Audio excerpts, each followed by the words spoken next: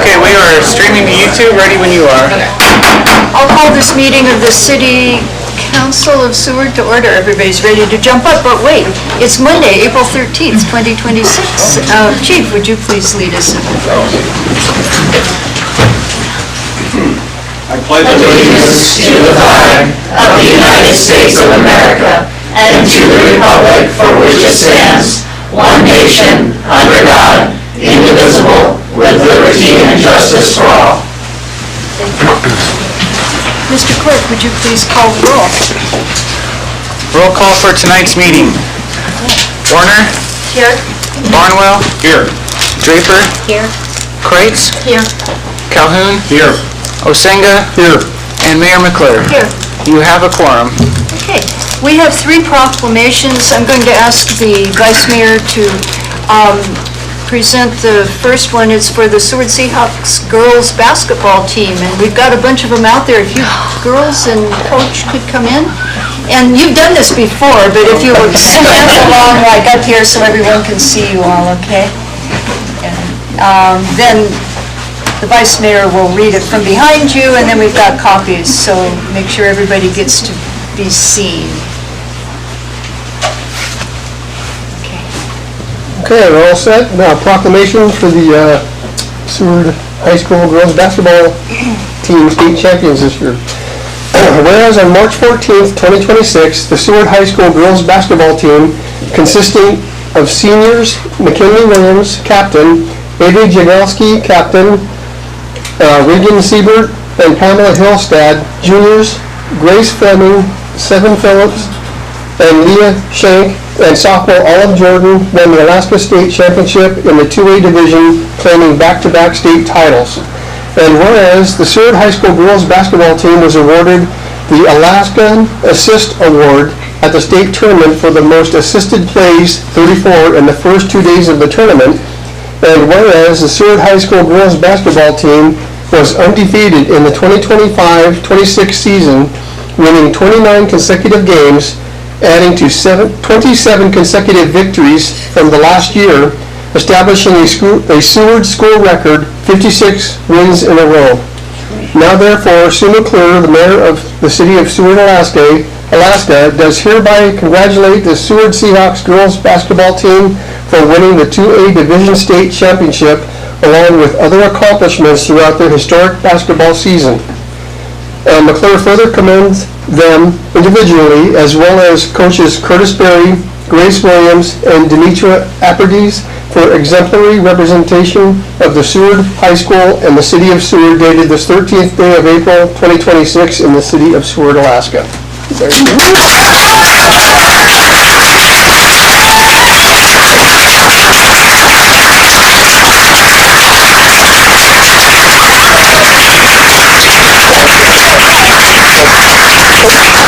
You each have a 10-minute speech. If maybe you maybe you'd like to say something. Or the captain. Congratulations. Oh, just thank you. However you want. Thank you. We appreciate the recognition. Thank you. Yes. Okay, that's good. Short and sweet. Thank you. Thanks. Good job.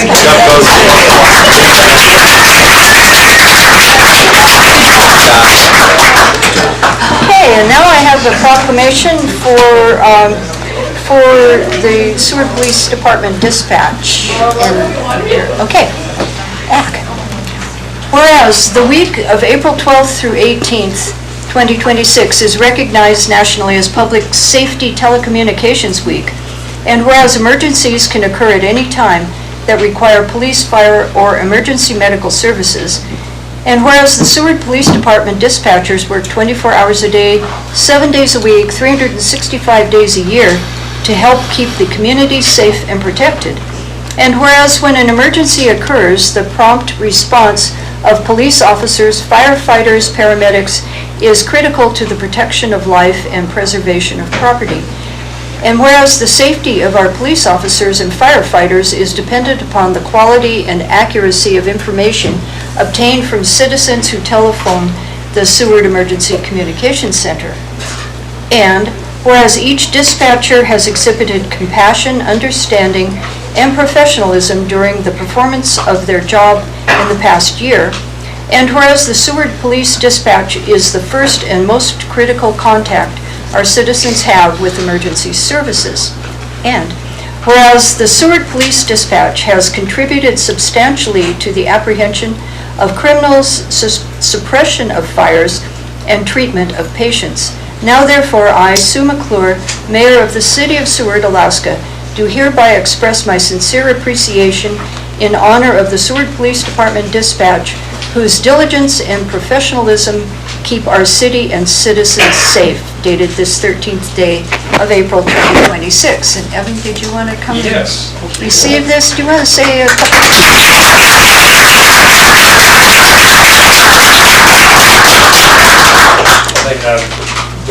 Where do I? Oh, just stand right there and say what you want to say. They'll hear you. Well, yes, thank you.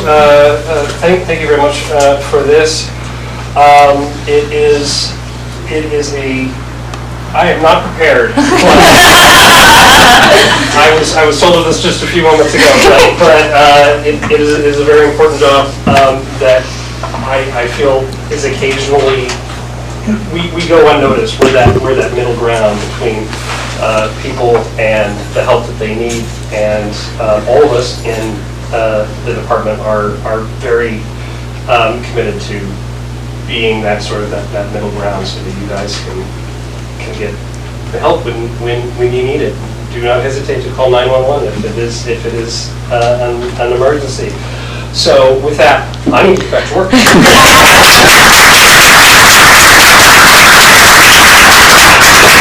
And Mary, I know you're here somewhere. Mary, why don't you come up and just stand up here so people know who you are? I think they all do. This is a very special proclamation. It's special to me.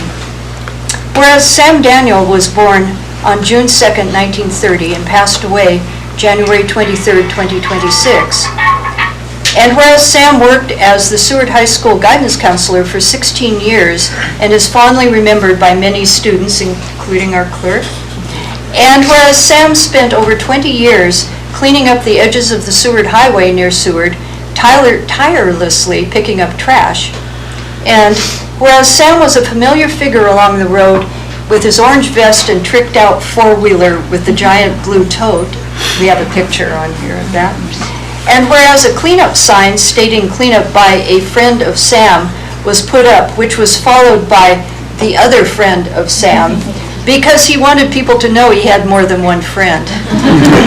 And whereas Sam once found a $100 bill and found out he had many friends, and whereas Sam once found a frozen apple pie in good shape, took it home, and he and his wife Mary baked it and ate it. And whereas Sam is a shining example of community service and pride. Now therefore I, Sue McClure, Mayor of the City of Seward, hereby proclaim May 9th, 2026 as Sam Daniel Seward Area Cleanup Day, and do call upon all the citizens of Seward to honor and celebrate Sam Daniel as we go forth with our yellow bags to spring clean the community, dated this 13th day of April 2026. And if you look online, it's got the pictures of the signs and the picture of Sam. And we have Mary here to receive this, and if you wanted to say, you don't have to speak, but you could, and I know you can, so. Well, if he were here, he would love to speak. He would have a happy audience, but I'll just say thank you.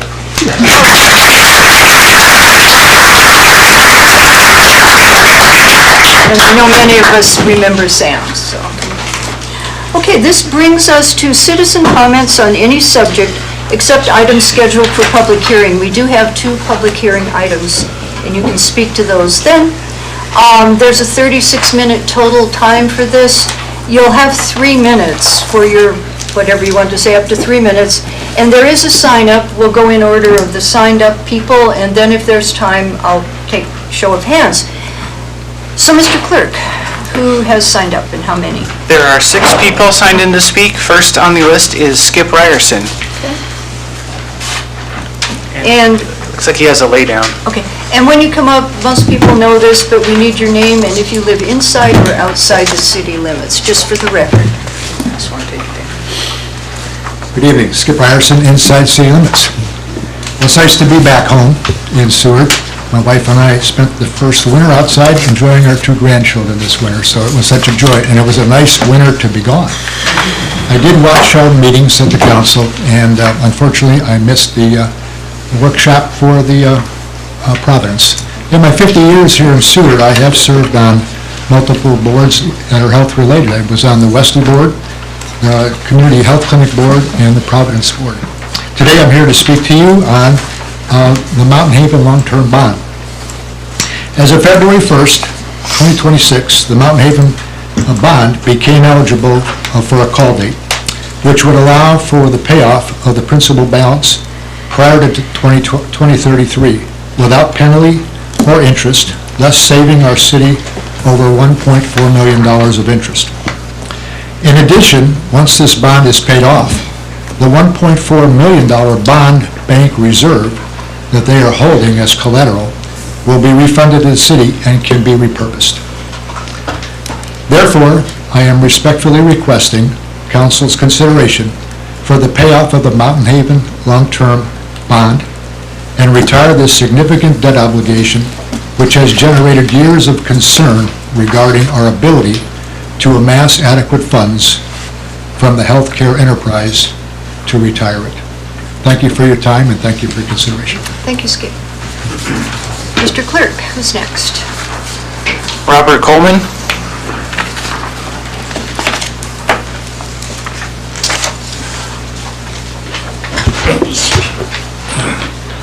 Hi, I'm Robert Coleman, and I reside in city limits.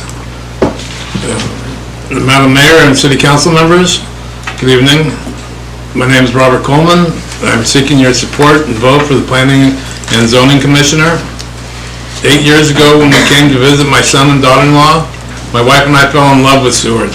The small-town atmosphere and rural setting are what attracted us to this city.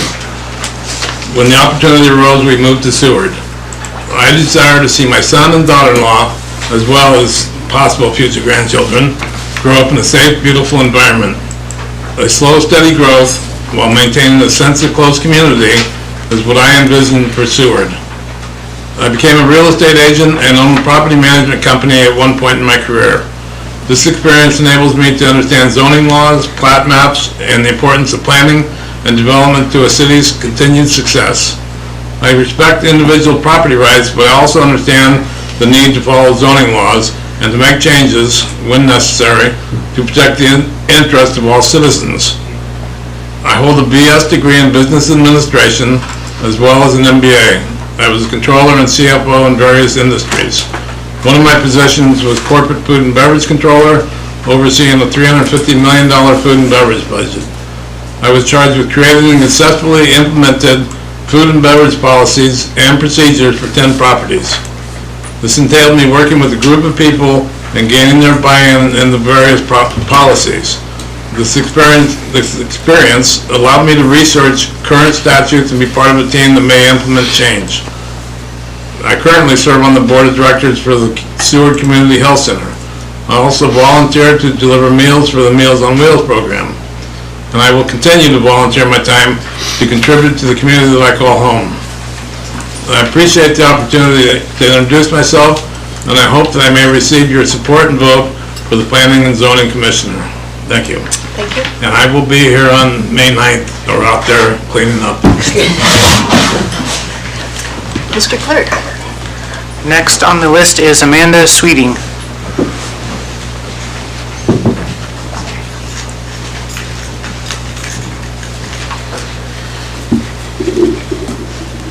Sorry, my notes are digital today.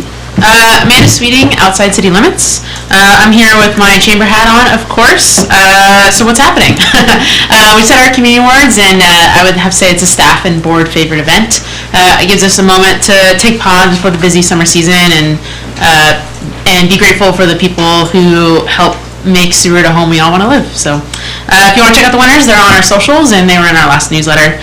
I had my first contractual destination marketing organization service contract touch base with Kat, the city manager, and that went very lovely. We talked about ideas, kind of where we talked budget, we talked about the contract, and yeah, it was very lovely, and that will happen every quarter. We are, of course, gearing up for 4th of July, Mount Marathon, and the Silver Salmon Derby. Well, we have been for a while. That being said, the race results are out. We picked a winning logo, so that will be fun to unveil. And as for the Silver Salmon Derby, we're working with the Seward Charter Association to brainstorm about smolts, so stay tuned for some fun announcements on that. Speaking of our destination marketing contract, the destination guide will be available for pickup tomorrow and will be online by end of day tomorrow. So if you are looking to pick up those guides, which is part of your destination marketing service contract with us, anyone in town can pick them up. We printed 50,000 copies. Just please email membership@seward.com to let our membership coordinator know, and she can help coordinate those for you guys for free. And that's anyone for free, obviously. And then just a reminder, the Chamber will be attending the Seward Kenai Job Fair, which is on Wednesday, and the Matsu Outdoorsman Show, which is next weekend, to showcase Seward as a place to work, play, and live. Again, that's part of your guys' destination services contract, and we'll have a folder there with job openings in Seward. So if you guys have any job openings or you know of any businesses with job openings, please email communications@seward.com, and like I said, we'll be there to help push those jobs. So thank you so much. Thank you, Amanda. Mr. Clerk. Micah Van Buskirk.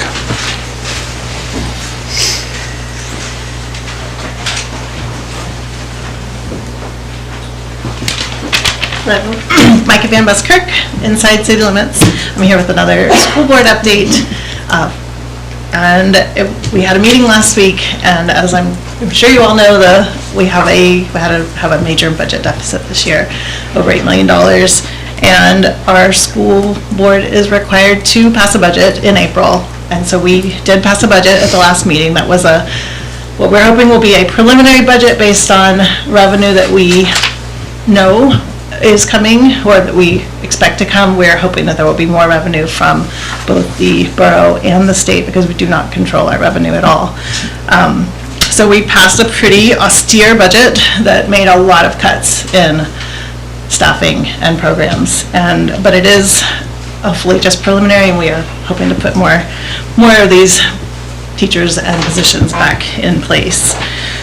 Another big thing we did at that meeting was we voted to close 4 schools in our school district in order to balance the budget.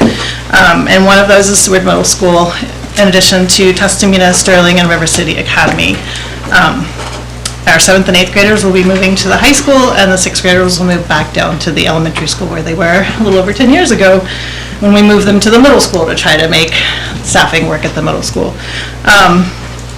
While this is devastating for our community, because that's just a very valuable institution for our middle school age kids to have that space.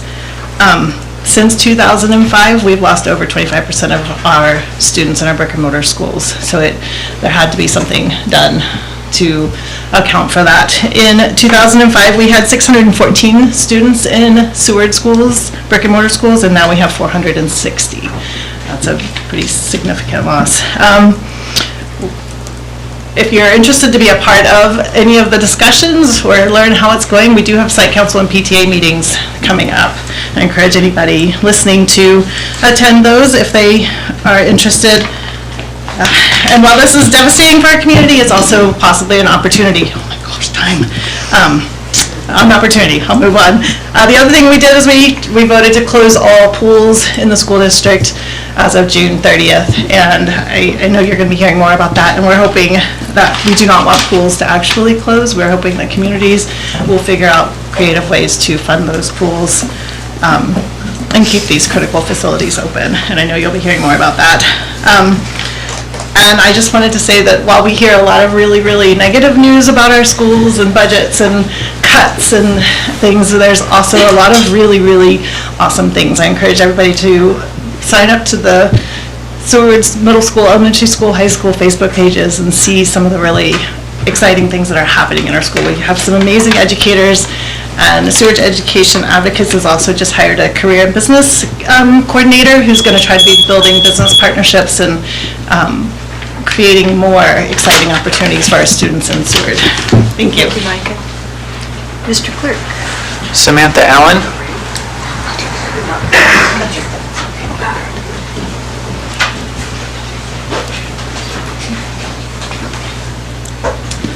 Hi, Samantha Allen, Inside City Limits.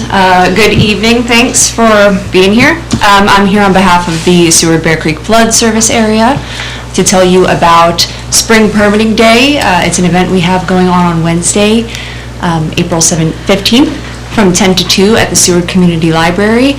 And the purpose of this event is for landowners who are interested in developing their property, give them a chance to meet and greet with different permitting agencies in the area. So different agencies that will be there will be the State of Alaska Department of Fish and Game, DNR will be there, the State of Alaska NFIP Coordinator, National Flood Insurance Program Coordinator, the Risk Map Coordinator, the Kenai Peninsula Borough Roads Department and River Center will be represented. Our very own City of Seward, Courtney and Jamie will be there from Community Development, the Alaska Railroad, Army Corps of Engineers got the pass to come, which is exciting. So anyone in the community that's interested in developing their property, wants to know about the different permits that they might need to be able to do that, this is a great chance to meet and greet some agency representatives in the area. So, thank you. Thank you. Mr. Clerk. Sarah Tugas.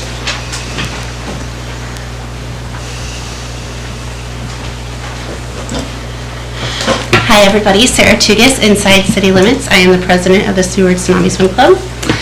I am so anxious to see what happens in this presentation tonight. I couldn't sleep last night, so I am very, very excited to see what happens there. I'm here to try to get you guys to figure out any way we can support the pool. We have a lot of little kids and bigger kids that are worried about the future of their sport. So I just want to show my support that we're here. We support the pool staying open, and I'm excited, like Micah said, some creative ways of funding the pool if we can come up with those. And thanks for being here, and thank you for your time. And if you have any questions about the club, just ask me. Thank you, Sarah. Mr. Clerk. So that was everyone who signed in. Okay, so who else would like to speak? Anyone in this room? Are there still people in the hallway? Could somebody, Jason, could you, and ask them if they want to speak?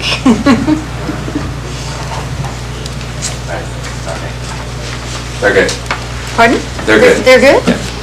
Anyone else?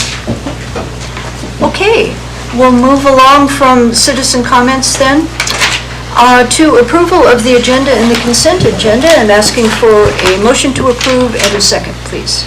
I'll move for approval of tonight's agenda and consent agenda. I'll second. Okay, moved and seconded. Are there any changes anyone would like to make?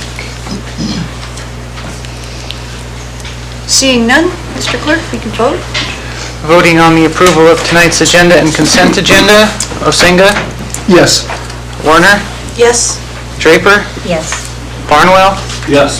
Kreitz, Yes. Calhoun, Yes. and Mayor McClure. Yes. Your agenda and consent agenda have been approved, and on the consent agenda are the March 23rd, 2026 City Council meeting minutes, Resolution 2026-036, authorizing the city manager to purchase annual electric utility materials from General Pacific for the 2026 operating year in the amount of $297,413.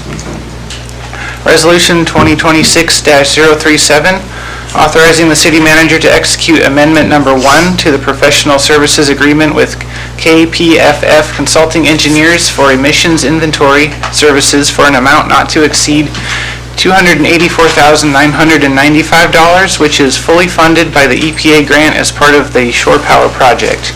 And that concludes the consent agenda. Okay, thank you.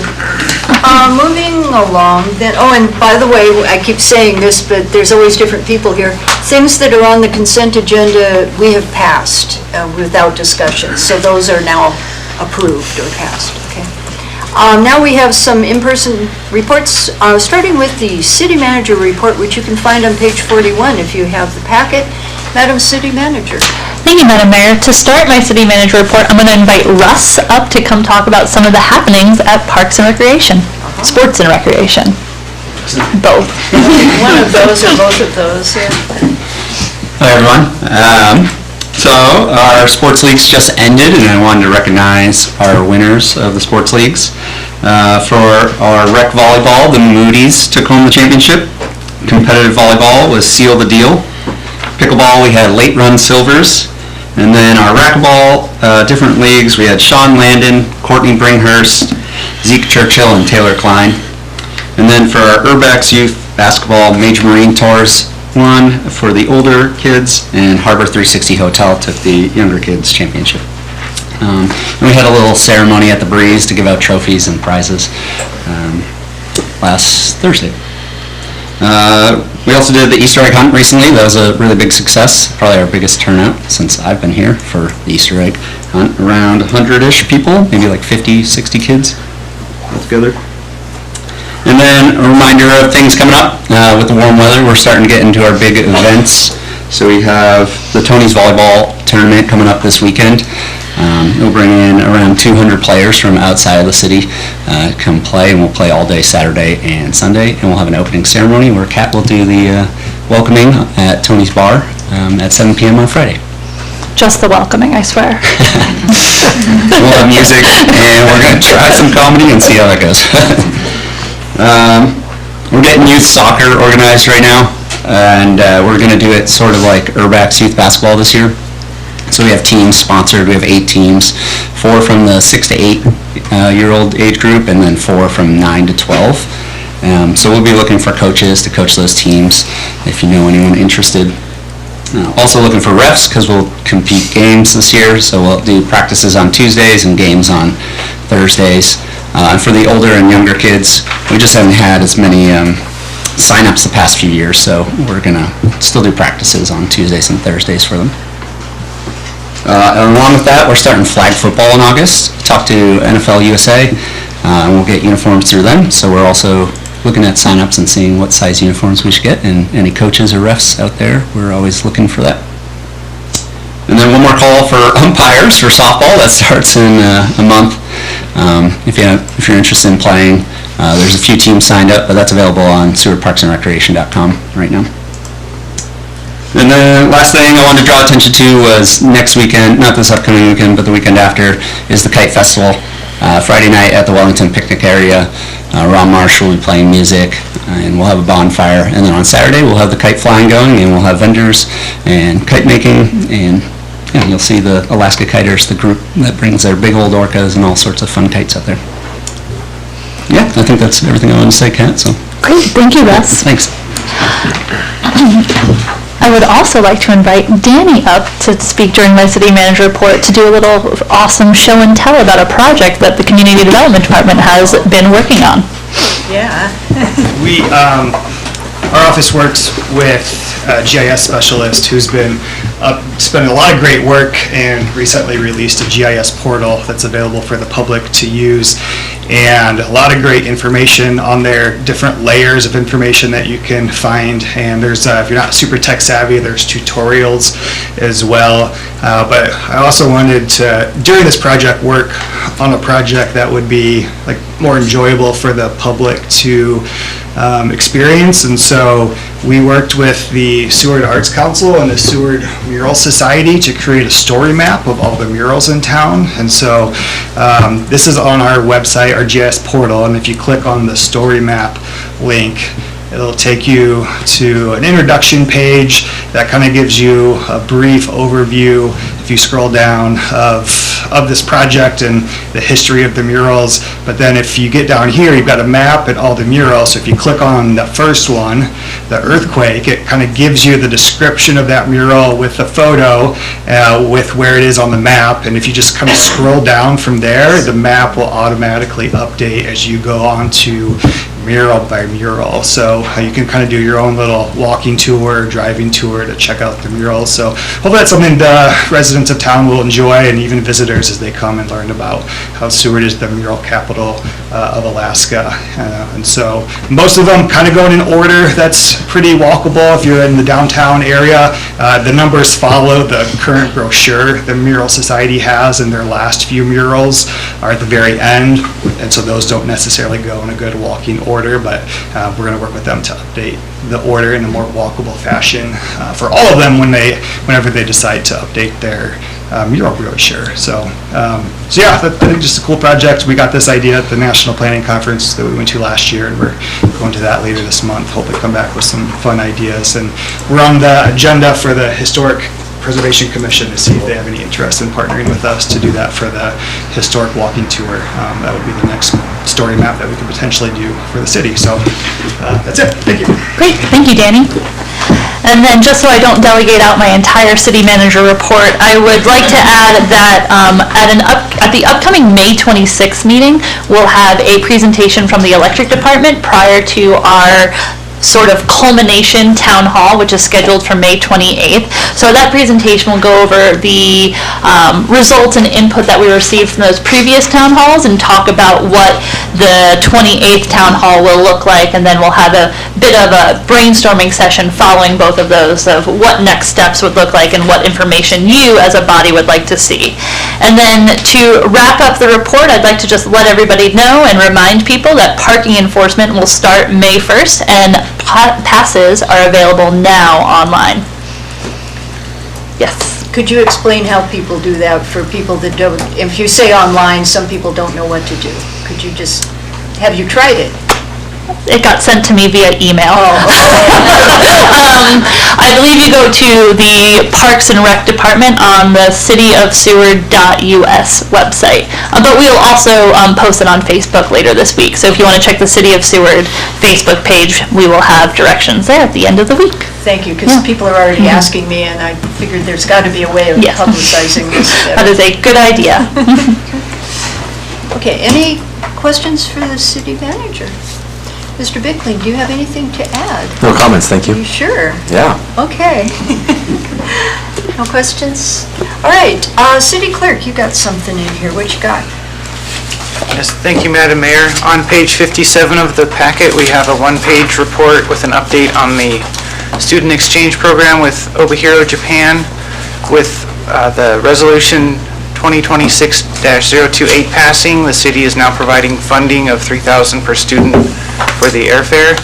And so with that in mind, we extended the deadline for applications. So it's now Wednesday, April 15th for the deadline. And come talk to us at the clerk's office or send us an email. And Jody's our sister city coordinator if there's any questions. Okay, thank you. Any questions for the clerk on that? Yes, Councilmember Warner. Thank you, Madam Mayor McClure. Have we had any applications yet from students? Yes, I think we have a total of 5 now. 5. Good. So we'll start the interview process once the deadline is closed. Any other questions? Okay, city attorney report. We've got you here today. Yeah, thank you, Madam Mayor. Welcome. And council members. I feel like I'm the other attorney that's not Sam. But I am happy to give an update, especially on the electric utility stuff. I've been much more heavily involved in that. So we had the RTO hearing this past month. It started in February and ran to the middle of March. So we're awaiting an order. Probably June 4th is when we expect that. And the hearing went well.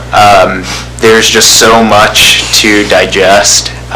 We worked with other utilities for an entire year and a half to get the tariff together, and then trying to condense it into 3 weeks and explain it to 4 commissioners, as well as argue for changes that the city wants to make, as well as hearing the other 13 parties that were in the docket was a pretty expansive hearing. So no matter what the order is, it probably will be a first step and not a final step. So there will be more to come, but we're, I guess, encouraged by the case and the evidence we could put on with Mr. Bickling and Mr. Geffert as the city's experts. So that's been a, I guess, exciting, anxious waiting for that order to come out. And then the other big project we've been helping as far as the electric utility is with some of the town halls and the hydro projects, just getting permitting ready and helping with some of the ideas that have come out of the town halls, just making sure all the legal framework will allow some of those ideas to go forward. And I'm sure that you guys will get to hear some of those things at the workshop before the last town hall and then as part of that last town hall meeting. Okay, and there is a report in the packet for people if they want. Questions for our attorney? No? It's really good to see you here. It's good to see you guys too. Appreciate you coming and all the work. It's a lot. There's many facets, I know. Okay, we have no other reports that I'm aware of, so we now have our presentation from the Kenai Peninsula Borough School District on swimming pools. And if you could introduce yourselves to the public when you do this too.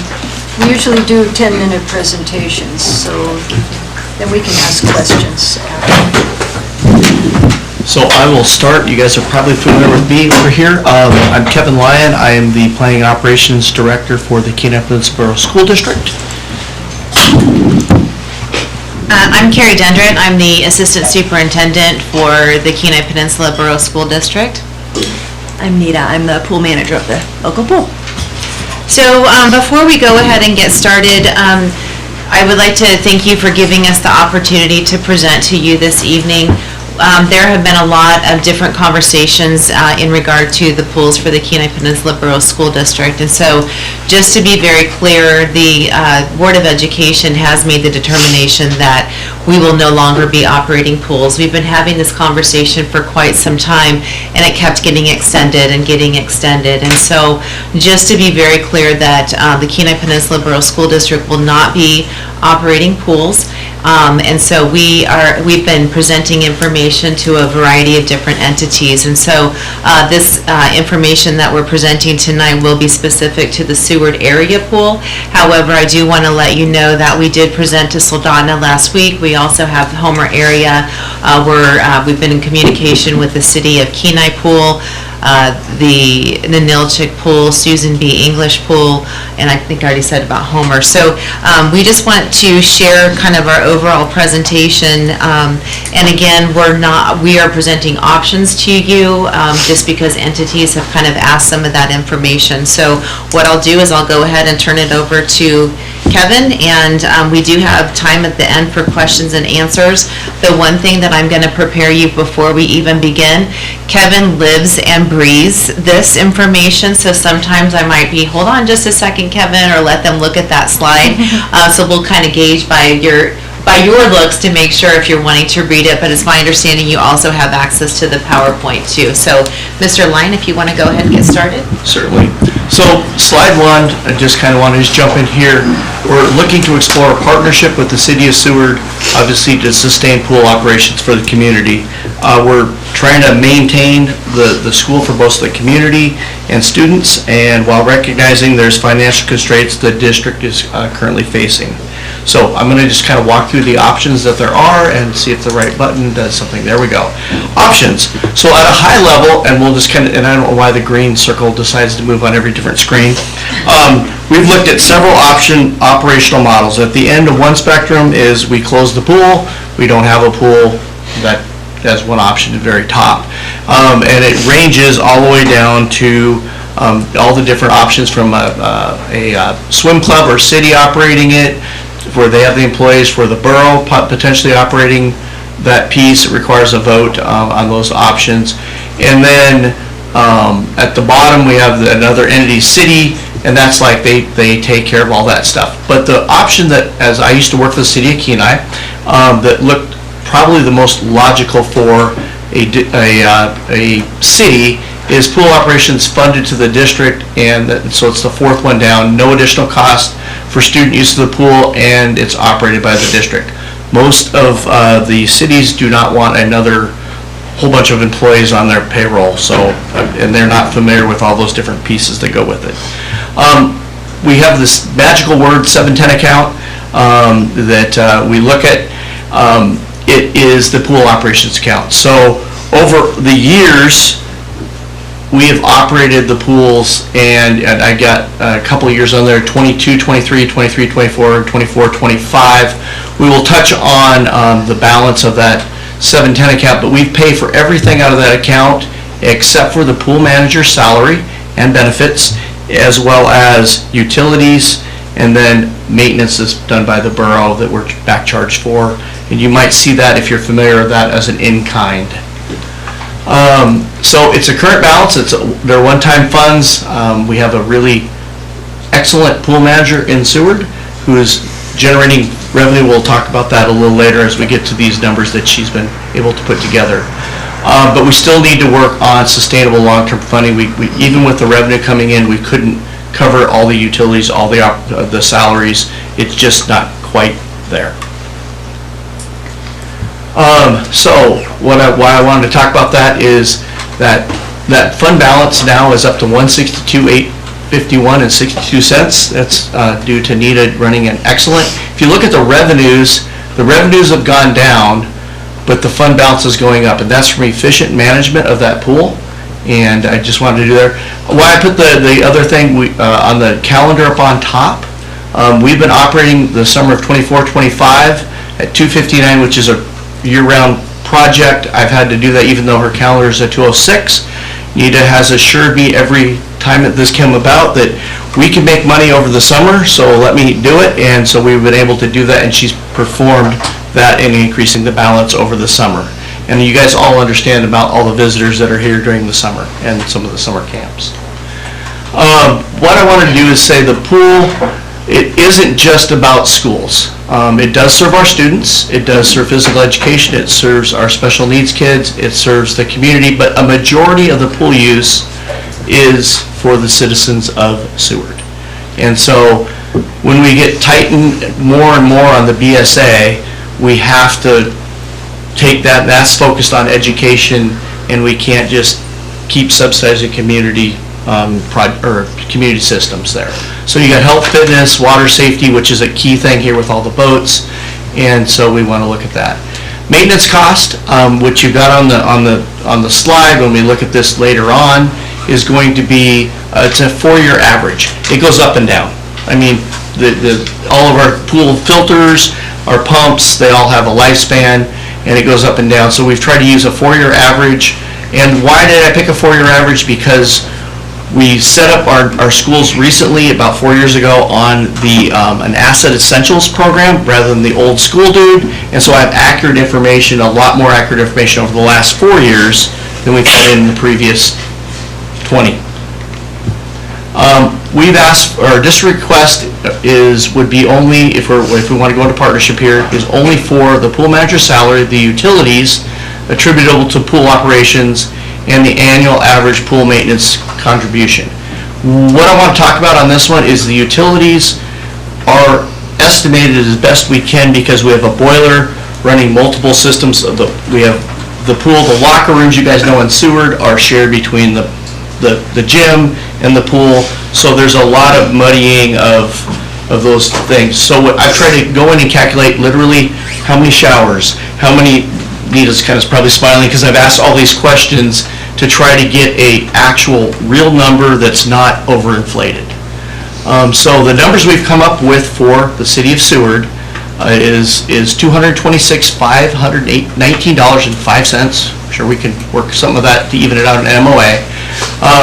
So the pool-related costs are there, and then the maintenance reserve. And I want to talk a little bit about the maintenance reserve, but I'm going to pause just for a second so you guys can at least digest that slide.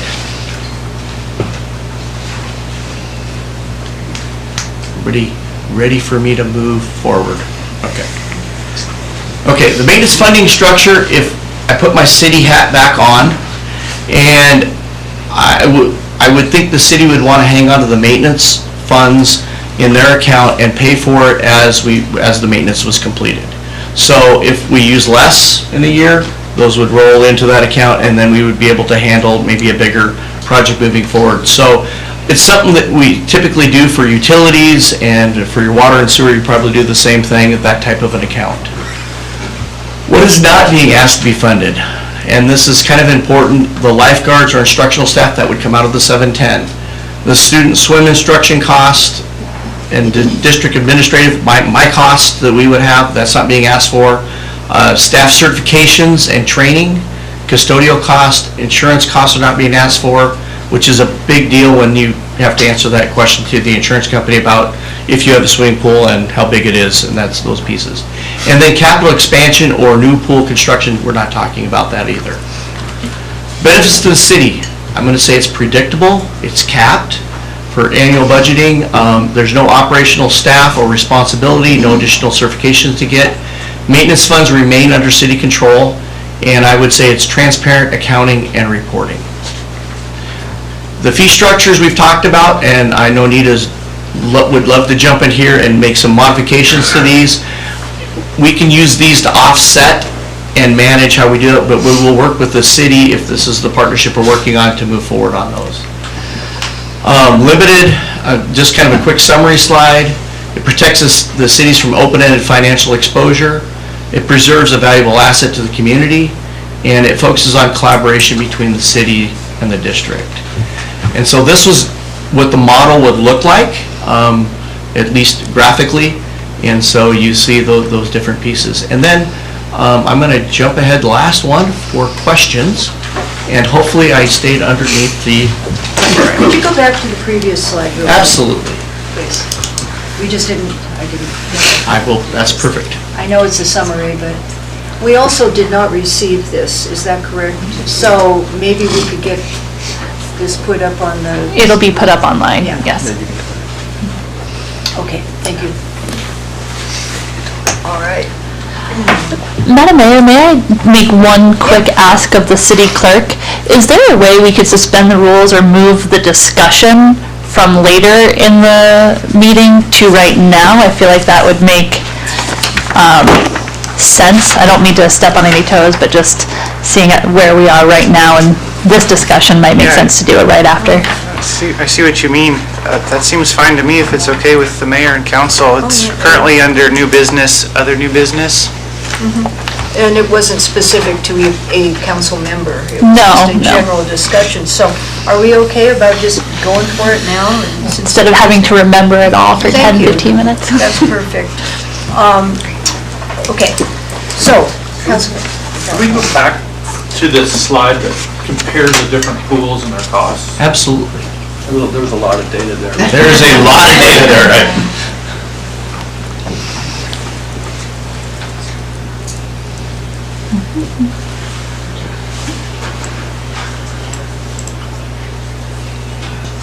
And just a little input on there, the pools are all different sizes, have different gallons, have different cubic volumes in the space, and remember, especially in the wintertime when it's cold here, and also different climates. So we've tried to compare all those pieces, but the pools are 100% exhaust air. You've got to get rid of the humidity or you will ruin your roof and your insulation. Can we make that bigger, gallery? So, Councilmember Barnwell. I just had one quick question, well, probably a lot, but one. You want to make the screen a little bigger so we can see it back here? I don't know how to. I don't know, unfortunately. But we will get this online so people can see it. That's what Nadia does. Also, sorry to interrupt again, but if you pull up the YouTube on your phone, it'll be large on the YouTube there. Sorry for the inconvenience, but you can go to city the City of Seward YouTube account, and that'll be the only thing on that screen, if you are able to do that. And that stays on, so, I mean, you can pull it up tomorrow or next week or whatever. And we'll post the PDF version on the website tomorrow, too. Yes. Thank you. So my question would be, you mentioned that you couldn't parse out the costs of the pool and you couldn't separate the pool from the school, which makes sense. Can you do that in other schools to get a relative comparison? Yes and no. So we have some good comparisons at Susan B. English, which is in Seldovia, because the pool was shut down for a long period of time, and I could track the utilities and saw what dropped off those utilities. We also used the water volume, the pump sizes. I've literally gone down to how many lights and try to make sure that we're not being unreasonable in those things. And like the locker rooms here are shared, so I had to cut their value in half. And so all those pieces, it's a lot of math, but trying to get to a fair answer. You know, I would love to just snap meters on everything, but it's a little bit more complicated than that. Yeah. And obviously here, fuel oil is more expensive than natural gas. So we have pools on natural gas, we have schools on fuel oil. Councilmember. Thank you, Madam Mayor. Just for clarification, so I'll make sure that I understand, the estimated annual cost for Seward of $226,519 and change, that is what it would cost us if we partnered with you to keep the pool operating? That is the information we're presenting, yes. Okay. That's not the total cost to operate the pool, that's our portion. Yes. Wow. Other questions? Councilmember Green. I see expenses, but I don't see revenue. Would the revenue continue to go to the school district, whatever revenue comes in? So I think this number could be, I'm going to back up the slide. And I want to go back to here, where you actually have the revenue and expenses. If we were able to, I think this can offset as long as the balance stays, where we're responsible. Nita's been really good about getting that up, so I think this would be year one. Then we look at the end of year one, and we would work at those numbers and true up, because if we make some adjustments to the, let's say the rate, where you come into the building, it's instead of being $5, it's $9 or whatever that might be. There's a balance there where we would work with the city to figure out what Seward's rates would be. So right now I'm working on pulling all those things out of the school board's hands and getting it so that the cities and the entities that want to participate, we can work at those levels. And if we budget, it's like the maintenance piece of that. We may not expend that much in this year. Hopefully we don't, and then we can build up some reserve, and that's what I try to be really reasonable on the estimates that we have. Okay. Is your hand up, or is it no? Not yet. Okay. All right. Councilmember Barnes. Sorry, I didn't quite understand that. Just so if it's, say, for instance, it's $225, we enter into an agreement where we pay you $225,000 a year, but our revenue is, say, $50. Are you saying that we, in a sense, would be paying $175? Potentially, yes. Now I want to give you a true number, and then every year that we do this, we can true it up, because we're going to know how, what the revenue changes and what our pool manager does to make that work, and the programs that we're able to offer. We can true that up, because it's what the district is looking at is they can't take the BSA money and put it into there, but there's no reason we can't operate it for mutual gain on that for the pool.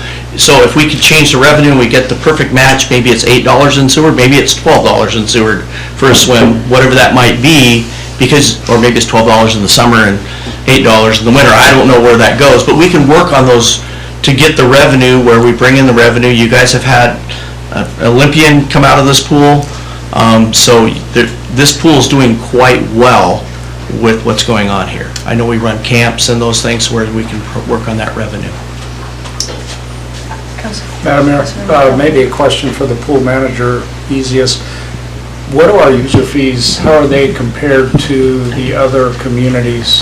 I'm going to go ahead and answer that. Okay. So all of our pool user fees are part of our administrative regulation, and so in order for us to change our user fees, we do have to present that to our Board of Education, and they take action on it, and they vote on that action. And so all of the user fees for those revenue sources where you're looking at the lane rentals, the punch cards, some people to come in for, all of those user fees are set by the Board of Education. And so if the city of Seward chose to take on the funding of the pools, those would be set by Seward. So Seward could state, this is how much. So a Nanilchik pool and a Seward pool could be at different rate. However, right now, all of our rates are the same. The other piece of it too, when we presented to Soldotna City Council, Mayor Machicki has also stated that he's working with different entities as well. And what he had stated to the to the Soldotna City Council is the school district has been focusing on student learning, not on making money off of the pools. That wasn't an unkind statement. If you have somebody who is looking at what can we do to increase the revenue of the Seward pool in order to assist with the city making those payments, or increasing swimming lessons or some high dollar amount pieces of it, that would be something that you definitely could do here in the Seward area. So the information that we're presenting to you is that information across the district. And the other piece of it too is we will have people, when we've tried to change those fees, people will come in and saying, you're trying to gouge us and we can't afford this. And we're saying, so we have not been in the business of making money off of the pools. We have been in the business of having it as a community option. So I want to be very clear that that would be something that definitely could change when you're looking at, can you go to this graph?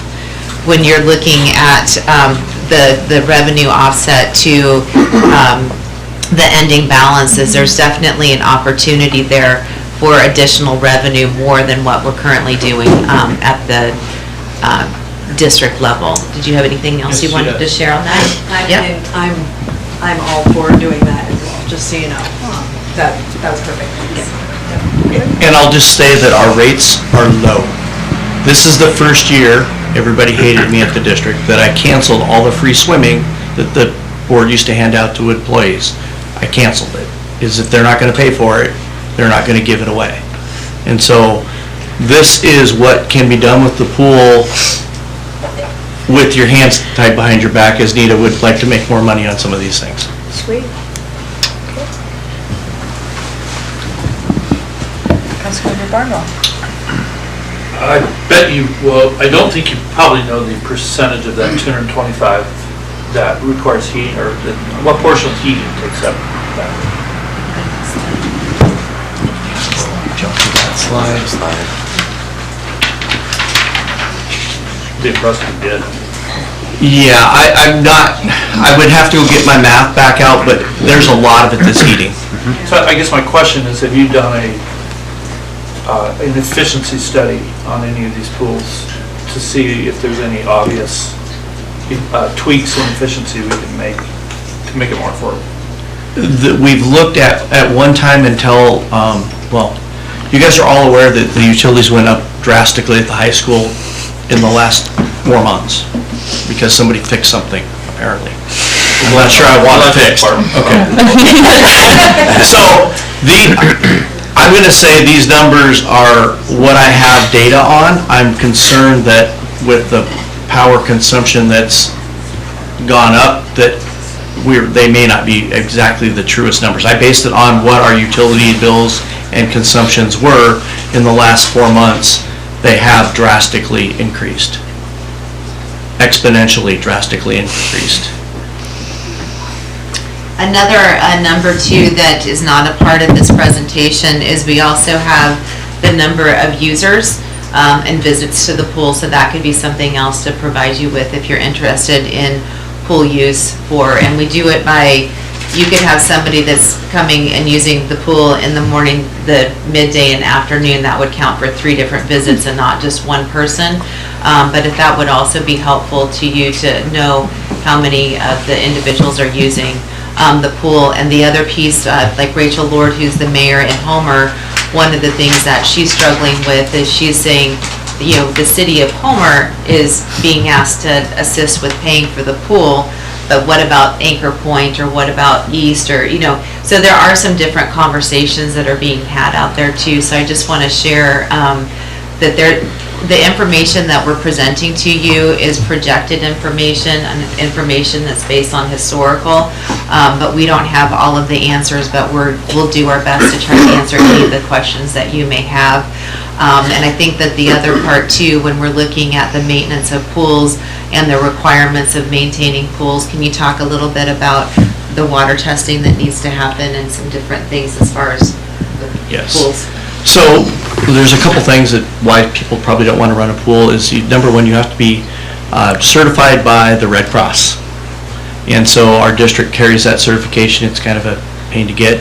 We also have DEC quarterly testing where they go through and test and do a follow-up test on all the stuff that NEED is doing, plus our custodian does other tests at night. So there's so many required tests that we do. That we're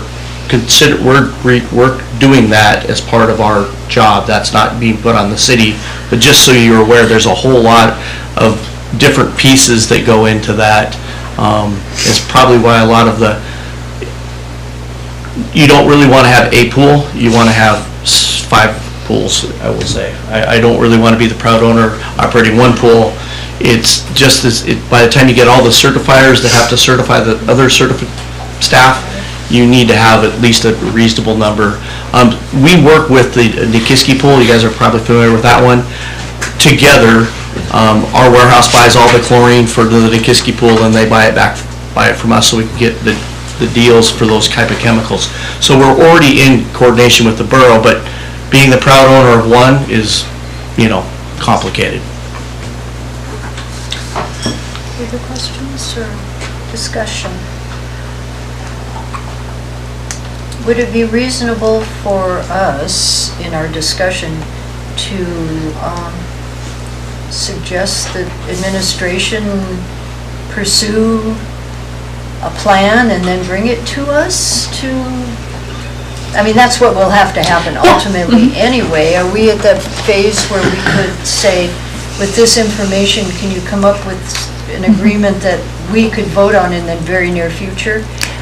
Recognizing that our budget cycle, next budget starts in December, well, January, so for planning purposes, that's giving you a lot, but... Yeah, that would be great. I think at this point, having some sort of direction, like the school district has said, this has been a long discussion, and we're at the near finish line where a decision has to be brought before you to make, and if given direction, I can work with the team and bring something back. This is going out on a limb, but I'm kind of assuming that pretty uniformly we want to keep the pool open. As residents of the area, I may be wrong, so yes, Mr. Vice Mayor. Thank you, Madam Mayor. I think before we jump into this wholeheartedly, I think maybe we should look at the higher cost of utilities. I just heard there was an exponential jump in the expense of utilities for this building. I would almost be comfortable wanting to have a little bit better number about what that jump was before I decided to... Yeah, I can actually speak to that. So the electric department found a miscalculation on the school district's metering that was causing them to be severely undercharged for utilities. So it wasn't a jump in usage, it was a miscalculation of the one-time Taylor's not here. The miscalculation of the factor by which the school district was charged. So it's not anything on them of saying they kept the lights on in the pool or the whole building for a few months. It was based on us. So we could potentially, I would have to double check with our electric department, go back and find, if we take some of Kevin's numbers and the new allocation, we can find a more realistic number or true number of what that looks like for the past 4 months. And that's perfect. Yeah. Thank you. The other thing I think, because I think I heard Mayor Machicki talk about some of the schools, we have more resources than some of the other communities, and we understand that. But it'd be interesting to I don't know what your final, obviously the timelines, we need to get things done here, but maybe there's a couple of caveats because like, we don't know, we want to make it somewhat equitable between the schools and pools and towns. The other thing is with the funding, that may or may not change with the increase of the state revenue. If there's a way to put a clause in there where we can revisit the contract periodically to make sure we are in agreement with how we feel about this. And so, as the assistant superintendent, it's my responsibility to have oversight of the MOAs, and we would use legal counsel to ensure that we are not here to make money. We are here to make sure that the communities are able to operate the pool. So that transparency is definitely going to be there. I want to be very, very clear, however, that even if there is changes at the legislative level, the Kenai Peninsula Borough School District will not be taking on pools. The Board of Education has already made that decision. So if somebody says, oh, well, we're hopeful that maybe there's more funding, the Kenai Peninsula Borough School District is not going to be operating pools. And so I want to make sure that we're very clear when we're stating that. I think that's very, very important because some people are still coming to testify, for example, about the importance of pools. So I just want to make sure that this body hears that as well as the people who are listening. Just to clarify, under the option that you're presenting, the school district would still operate the pool, but the funding of the pool would come from an alternative source. Does that make sense? So yes, the operations of the pool, because correct. Those three items that we had talked about would be what. So essentially, an entity will write the check, give that to the Kenai Peninsula Borough School District, and then we'll make the magic happen. Great. So just to clarify, like the school district will not be funding the pools, but operations are a potential as long as the funding is there. Correct. Okay. And those three items come out of our, I'll say our 100, our general fund account, and that's what they don't want to do. The 710 account will remain because that's from pool operations for pool operations. Okay, so, yes, city manager then. No, go ahead. Well, my question was going to be, just from a logistical standpoint, is there a number in your head that you'd like the 710 account to stay at? As a city, we run on a calendar year versus fiscal year budget, and being able to incorporate a larger number like that at the end of this year in our next budget cycle. So thinking through potentially using some of those funds in this year and then budgeting for it in next year. But I don't know what that thought is on your end. So that would be part of our MOA. We need to work through the absolute details on that because not every 710 account has a balance like that on it. And so I think we want to talk that through so that we want to smooth out the spikes. Great. When you have to replace a diving board, it costs money. When you have to do those things, and those, we want to have enough to absorb those, and I think that's what we talk about, collaboration with the city and making sure that we agree on, and that would be in the MOA, that, here's the cap and here's and those balances to make sure that we can operate that. Great, thank you. So are there other, I think maybe writing into the MOA that we guarantee that Nita stays with Joe for 10 years too.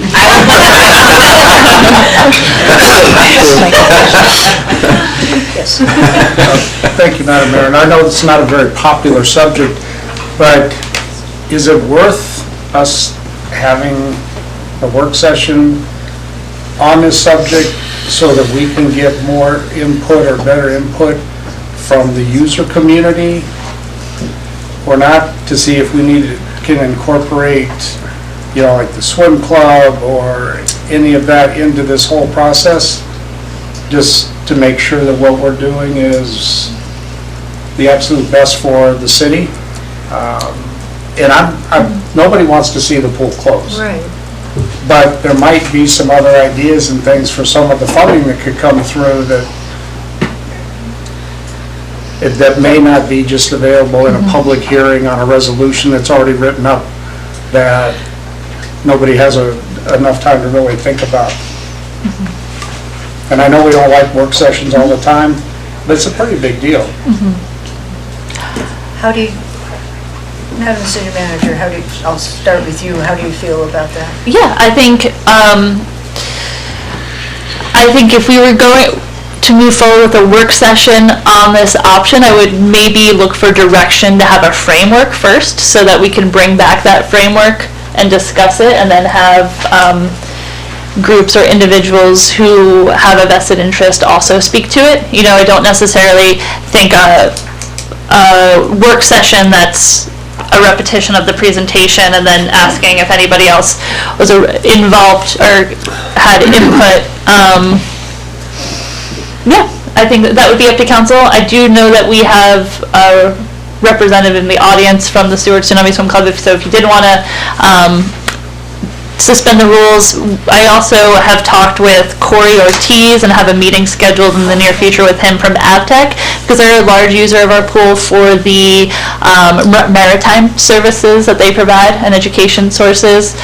So I think from an administrative standpoint, I can go either way. I could do the groundwork and bring it back, or we could create an MOU and hash it out and discuss it here, whatever you prefer. Yeah. Mayor McClure, may I respectfully? The only recommendation, so first and foremost, if you did decide to have a work session, Kevin and myself will make sure that we would be here and be present. We found that sometimes there are great ideas that are happening, but they're not possible to actually move forward with. So sometimes, for example, if a swim club decided that they wanted to be the entity, we would have to do like a bond of surety. If we're working with the city or government, there's little pieces. I'm not going to go in the weeds, but I just want to clarify that sometimes people think, oh, that will be real easy to do, but I just want to state that if you do decide to have a work session, that we will both make sure that we're present. Councilmember Calhoun. And I'm not tied to a work session, it was just a thought. I just want to make sure that we're getting as much information before we have a meeting where we have to vote and decide. Would it be possible in your discussion, in your planning, to incorporate the Tsunami Swim Club president in those discussions? Yes. As, you know, I mean, and then bring that to us. I mean, we all know that pretty much everybody wants this to stay open, and, you know, I hate to not have, I love work sessions, but I want to forward the process. I want to get us beyond the angst of this as much as we can, so. So, Madam Mayor, thinking through a game plan in my mind, what I would like to recommend based off of Councilmember Calhoun's input, but also the understanding that this is a process that we want to continue, potentially if the council were open to directing administration to work with the district on bringing back a MOU or a contract. I would recommend that we do that in two phases. The first as a discussion item, where we look over that contract, and then the second is bringing that back again for final. So similar to our public hearing process, so we don't have to just decide on one night. We can talk through it, make sure it looks like it's what the council would like to proceed with, make any adjustments as necessary, and then bring it back for final decision later on. That sounds good to me. Councilmember Warner. Thank you, Madam Mayor. I like the option that our city manager has proposed, and I don't know how this might kind of play in, but the community of Haines has also experienced something very similar to this, where their school district had chosen to quit operating their local pool, and the city and borough ended up taking it over. That happened, I don't know, a couple years ago, but I don't know if that's somewhere that we could look for maybe some information on how they played that out. Great. Any other, any other input here? I just keep flashing back to learning to swim or attempting to in First Lake with all the crud that was at the bottom of it, and I think we have another person here who probably learned to swim in First Lake. I'm not a swimmer because of that.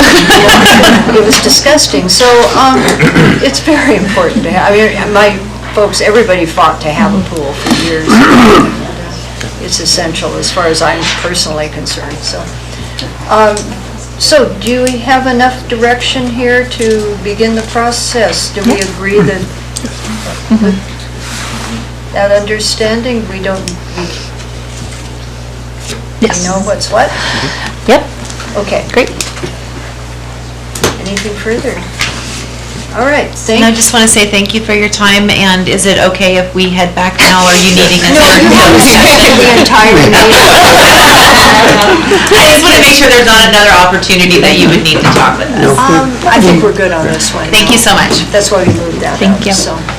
Okay, we take a 5-minute break here, and we'll come back at, let's come back at 8:20, take a 6-minute break, and, now, 5-minute break.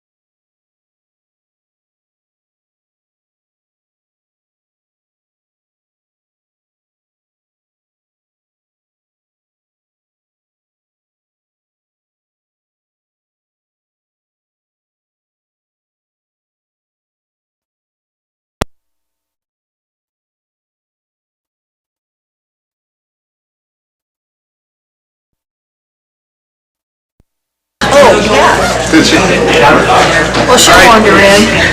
We are back on the air. Okay, I'm going to call this meeting, there she is. I knew if I pounded hard enough, I'd get those two back in here. I'll call the meeting back to order. It is 8:20. Thank you for the break. We have two public hearings now, and they're both resolutions. The first is Resolution 2026-034. When you're ready, Mr. Clerk, could you please read that into the record? Resolution 2026-034, authorizing the city manager to negotiate the terms for conveying a portion of the city cemetery property to the Qutekcak Native Tribe. Okay, thank you. I'd ask for a motion to approve and a second, please. I'll move for the approval of Resolution 2026-034. I'll second. Okay, moved and multiply seconded. Administration, would you like to speak to this? Thank you, Madam Mayor. I will invite Community Development Director to come speak to this. Thank you. Thank you, Madam Mayor, Council.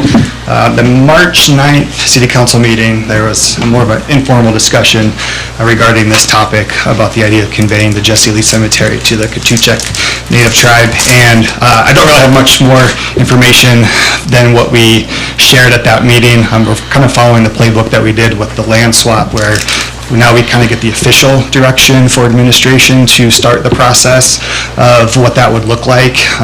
But for any public that were not here, I can give a little bit of context. We've had the opportunity to meet with the tribe as part of our comprehensive plan discussions. I represented our office at the Community Convening Leadership Conference they facilitated last year, and through some really good, insightful conversations, the idea of the cemetery came up, and there's a portion of the city cemetery that the city owns, that is the Jesse Lee portion, and the city has not maintained that portion of the cemetery. The tribe has done a lot over the last several years of maintaining that. They put a lot of time, effort, energy, resources, money into it.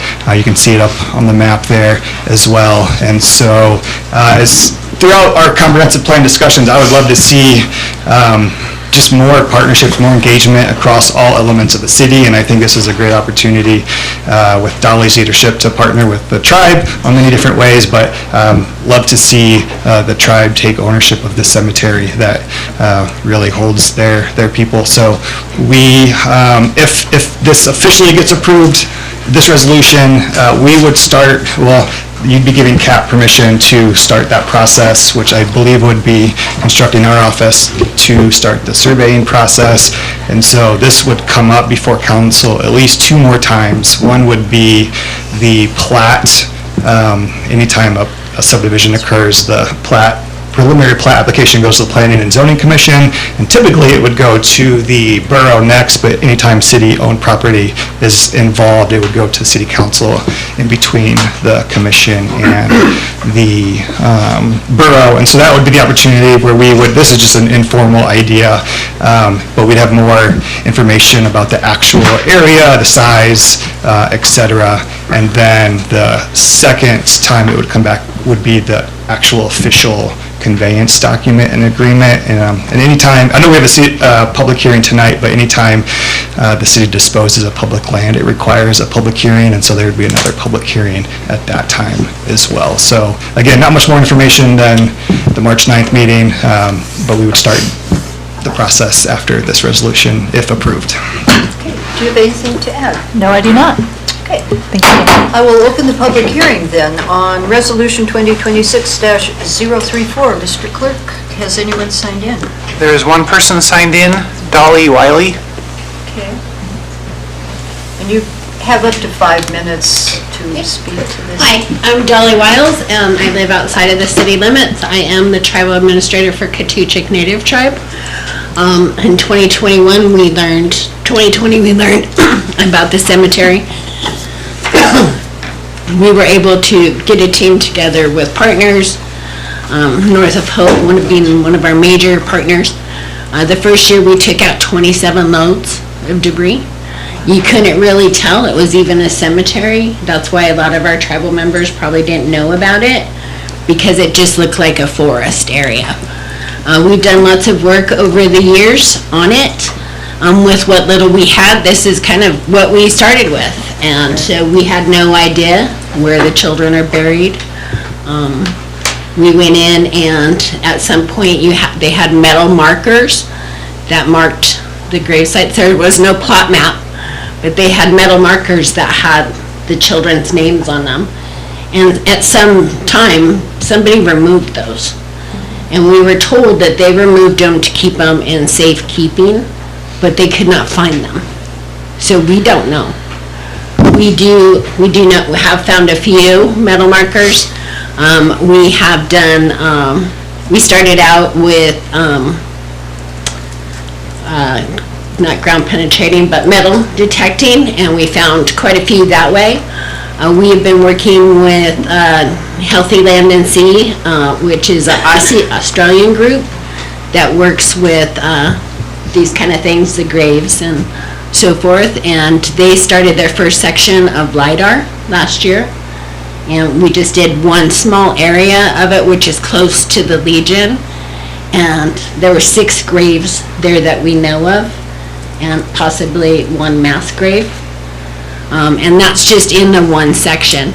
We also found that the list of names that the children that you had in honor of, there were only 12 listed. We so far have found 41 children that are buried there. Also children that were at the Jesse Lee home.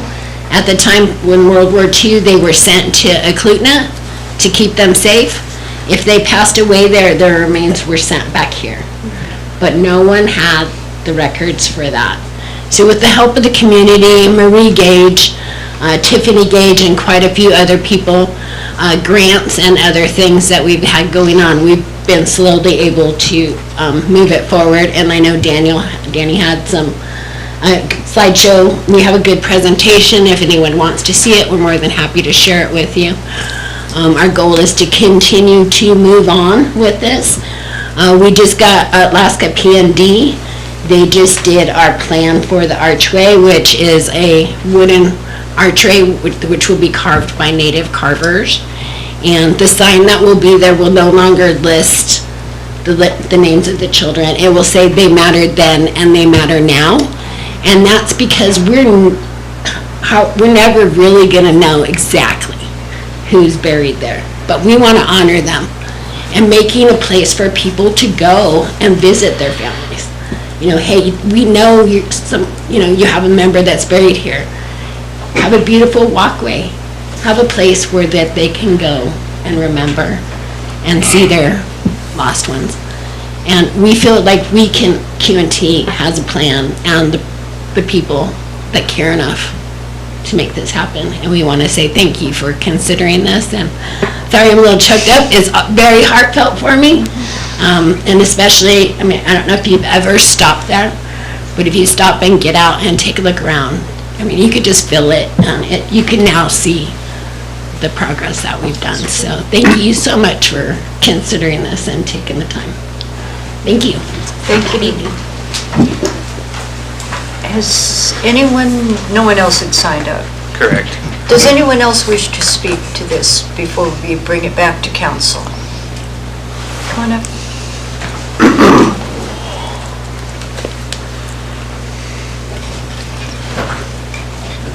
Tim McDonald, inside city limits.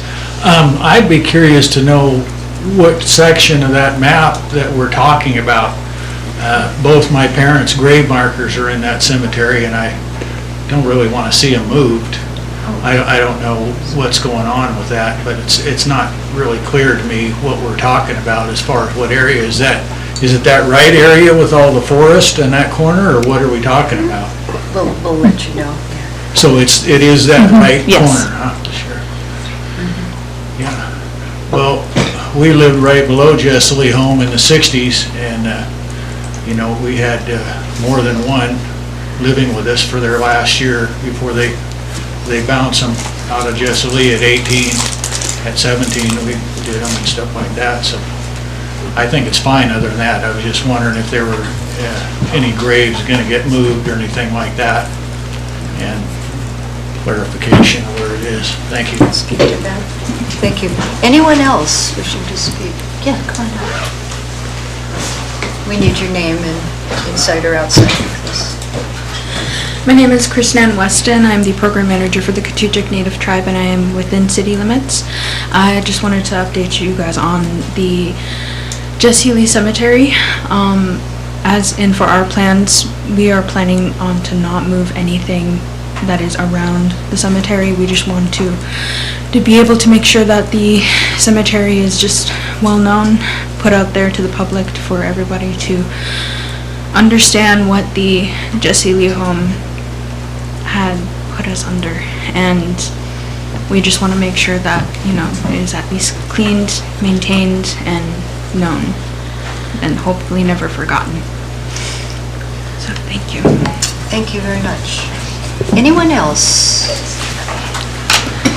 Okay, I'll close the public hearing and bring it back to council.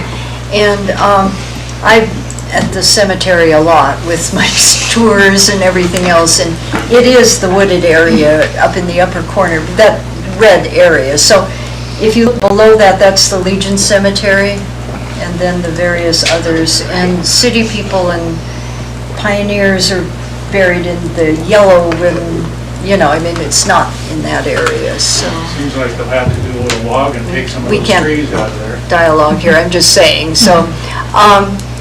Council, comments? Yes, Councilmember Warner. Thank you, Madam Mayor McClure. I guess I'm just kind of curious, like, why did it stop getting maintained if the city owns it, and that I would feel like would be part of our responsibility?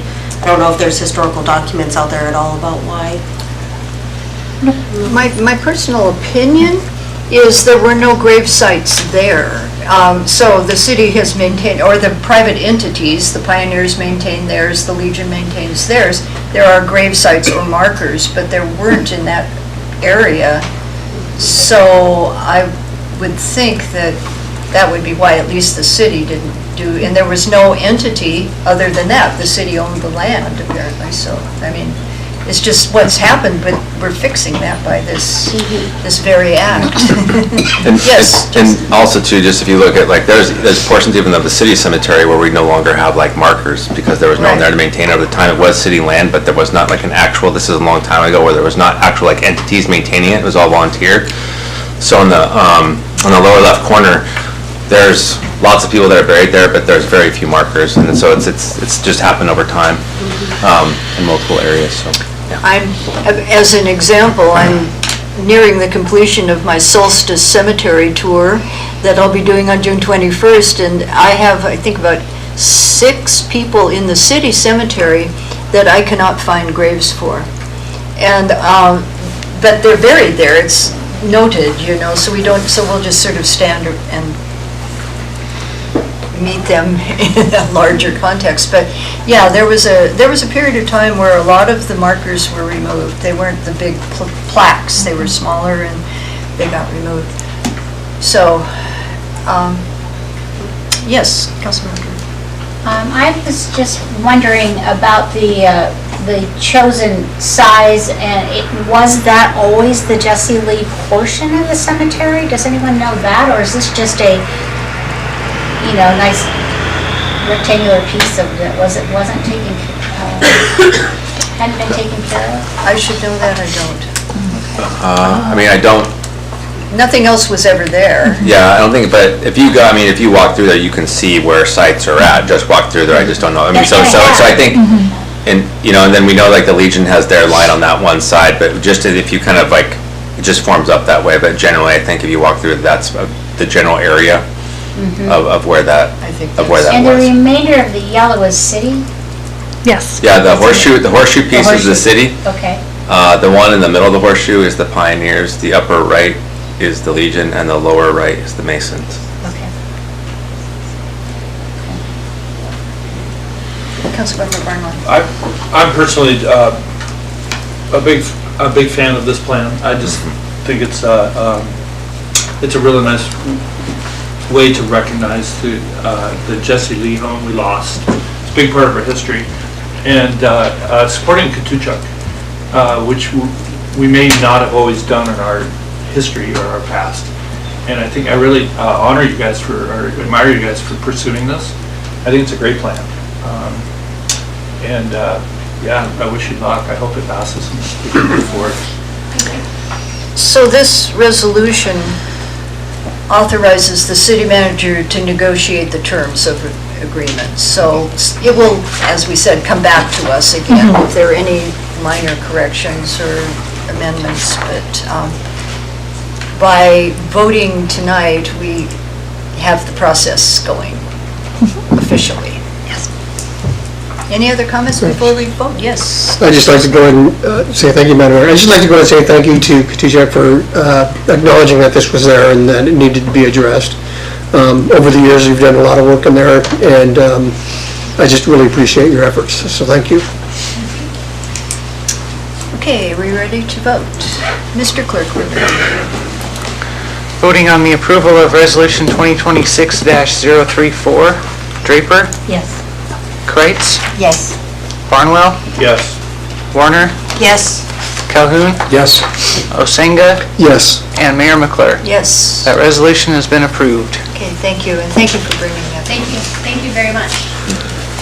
More work for the city manager now, but List grows. okay, we have one more public hearing, Resolution 2026-035. When you're ready, Mr. Clerk, could you please read that into the record? Resolution 2026-035, authorizing the city manager to enter into a new lease agreement with Cordova Telecom Cooperative for installation of a high-speed submarine fiber optic cable across city-owned tideland along the waterfront. And it's on page 67. I'd ask for a motion to approve in a second, please. I move for the approval of Resolution 2026-035.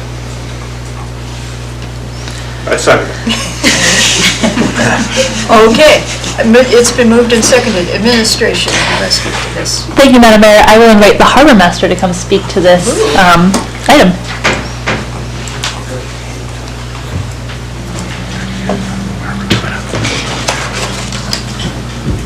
Good evening, Madam Mayor, Council.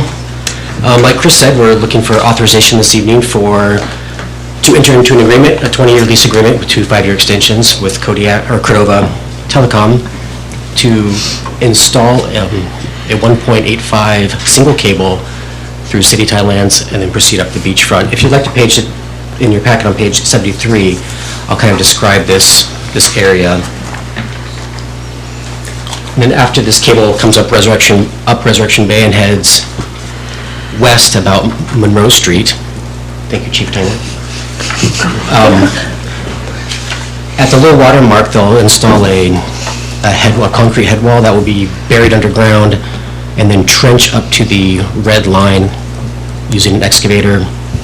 That trench will be about 3 feet by 6 feet deep, and they'll lay PVC pipe, backfill it using native materials if needed, or what was removed from the hole. And then they'll hand trench that red line where it will made up into the GCI vault, and then from there it'll proceed north, all underground.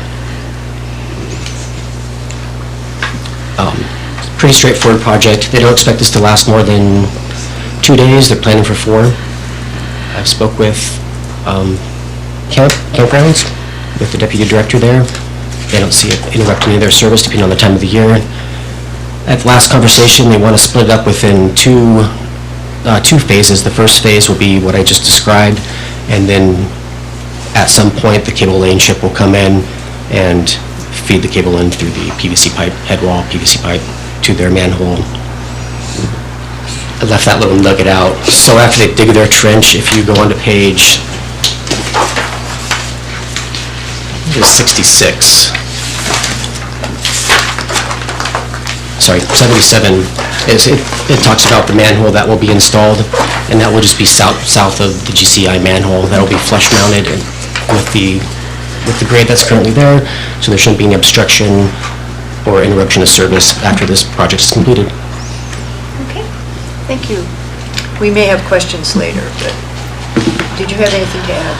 I think the one thing I would like to add is that this does tie in, like Tony said, to GCI and services that are already leases that are already in that area, but it does not bring Cordova Telecom to Seward. So this is not saying we would get Cordova Telecom service. It's just a redundancy on their system. You may remember in the past they've had a few incidents where their one telecom line is severed or down and they lose internet access to the whole area. So this would be a backup for them, which is great. Is that true? That is true. Thank you for that. I'll open the public hearing on Resolution 2026-035. Mr. Clerk, has anyone signed in? Nobody is signed in for this Does one. anyone wish to speak to it? Okay, I'll close the public hearing and bring it back to council. Stay there in case there's questions, okay? Council, are there questions or comments? I didn't understand this at all until I actually read the thing, so now it makes some sense. Madam City Manager. You may have also noticed that Tony looked to Chief Tyner when he said Monroe Street, because at our department head meeting, none of us could agree on where this was until he said, "It's on Monroe Street!" So kudos to the police officer for knowing the names of all the streets in town. Any questions, comments? Ready to vote? I think we're ready. We're ready. Voting on the approval of Resolution 2026-035. Calhoun? Yes. Osenga? Yes. Warner? Yes. Draper? Yes. Barnwell? Yes. Kreitz? Yes. And Mayor McClure. Yes. That resolution has been approved. Okay, brings us all the way down to other new business number 2, because we've already discussed the pool. And this is discuss accessory dwelling units. It's sponsored by Councilmember Warner, and it's on page 117. And I guess I'll ask Councilmember Warner to explain this, and then we'll discuss. Thank you, Madam Mayor McClure. I brought this forward because I follow what happens in other communities across our state. Read a couple of really great articles by Alaska Public Media. Anchorage, recently, their planning and zoning did some changes to allowable land use around ADUs. Our local planning and zoning recently did a lot of work around ADUs and what that means in our code, where it's allowed. And so, following some of this stuff, I saw that Anchorage is putting out some pre-approved ADU floor plans. Part of it comes with, so they'll have the approved floor plans. They'll also have a checklist on how individuals can go about the permitting process, getting those ADUs approved, who to contact. So in the packet, I just kind of compiled all those documents for everybody to see what Anchorage is doing.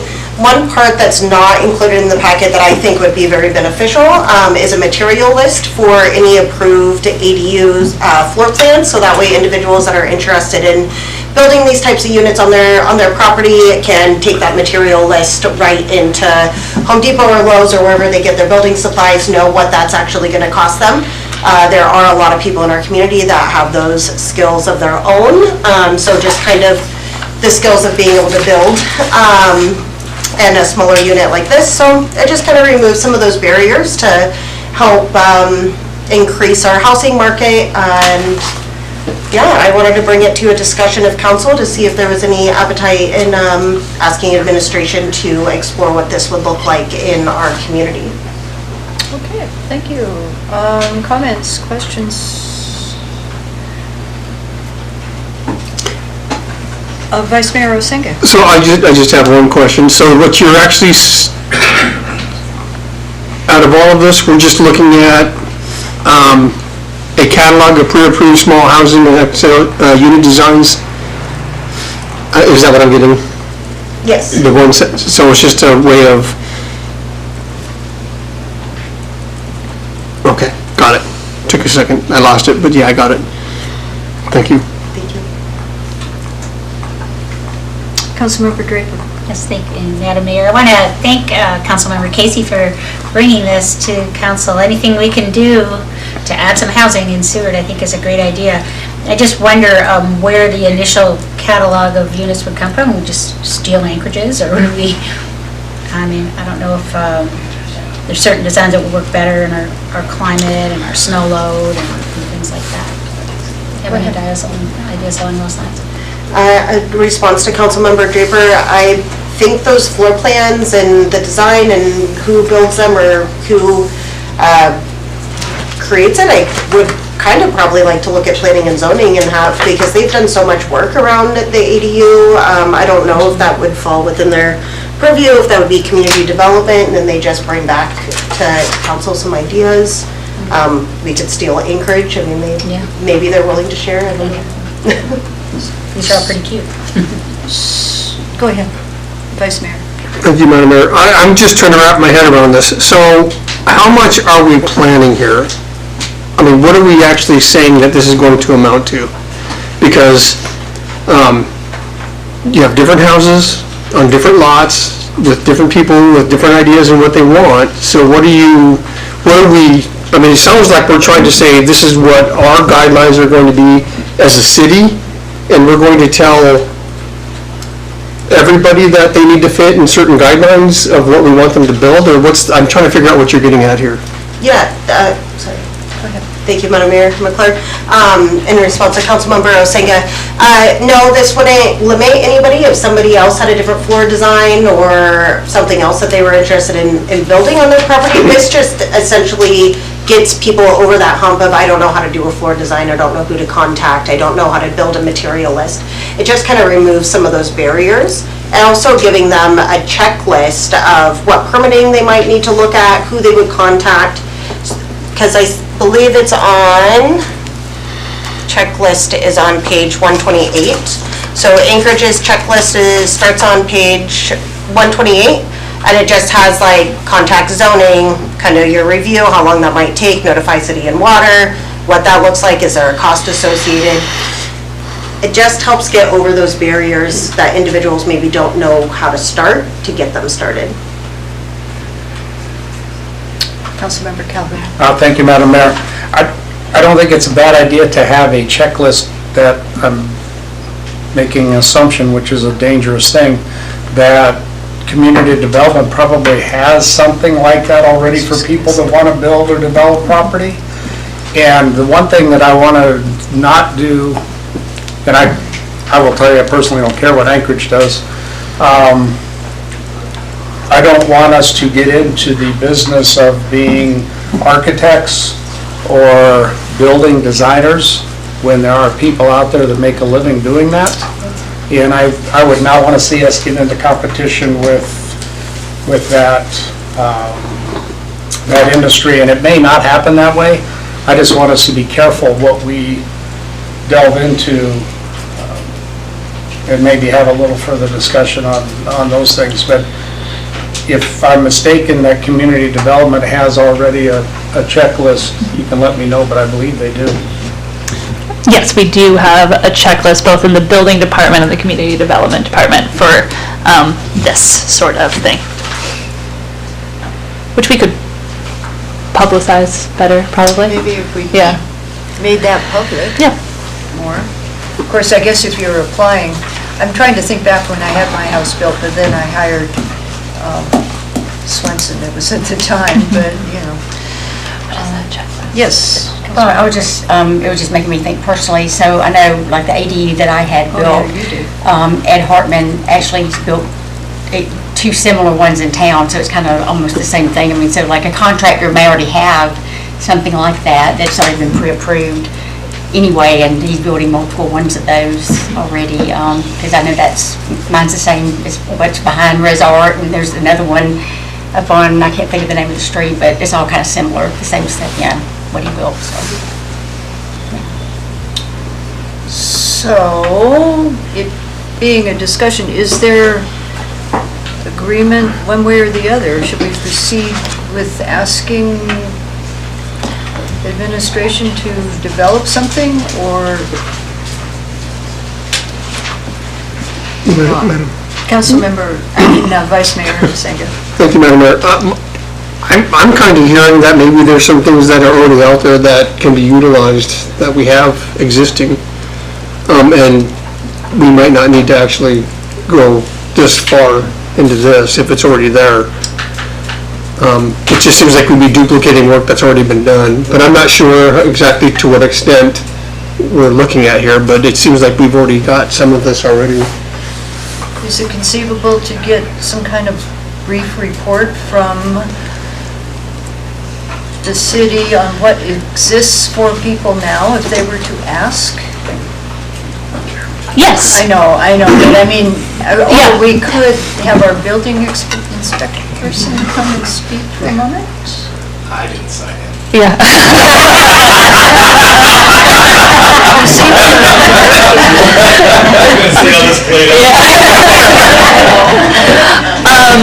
If you...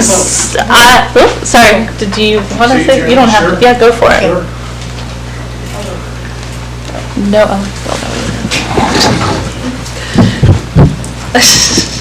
Jeremy Rogers, building official for the city, inside city limits.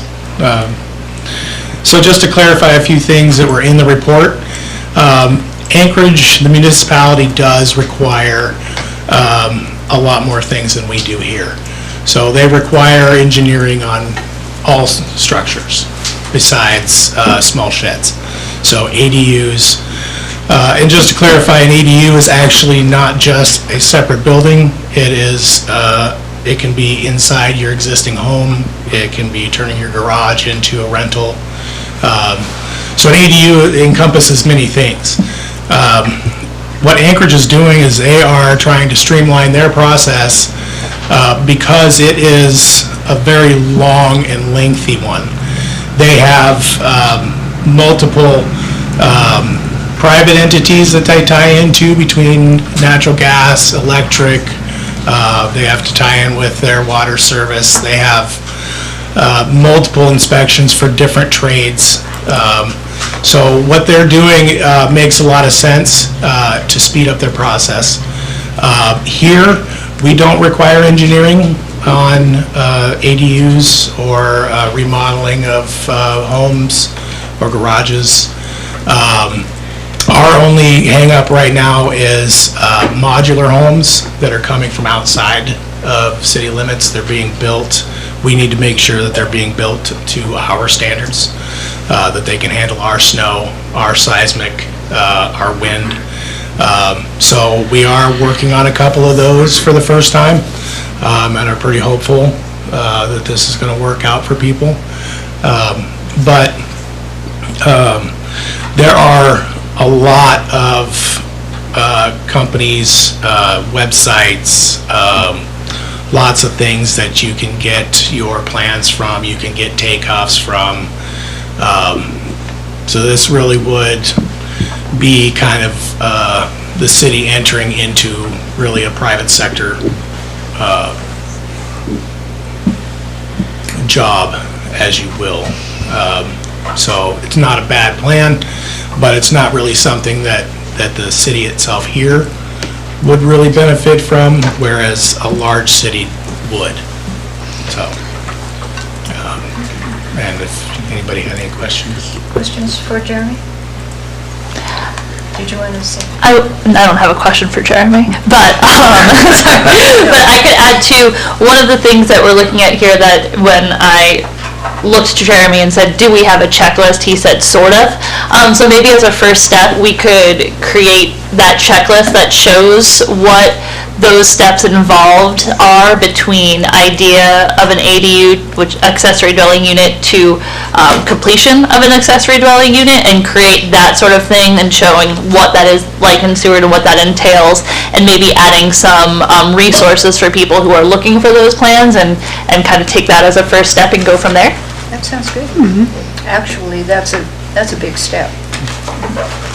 Yeah, you're putting a lot on my plate tonight. I'm going to delegate that one to Jeremy, maybe. I've seen lots to that from the sponsor too, so I think, does that sound like a direction? Great. Are we good? Vice Mayor. Thank you, Madam Mayor. I just want to say thank you, Councilmember Warner, for bringing this up. It was a good discussion. Thank you. Okay. Am I free? Thank you, Jeremy. We have two more things to do. Discuss a drive-down dock in the boat harbor, sponsored by Councilmember Draper. Would you like to speak to this? Yes, I would, thank you. So this idea came to me listening to a PACAB meeting.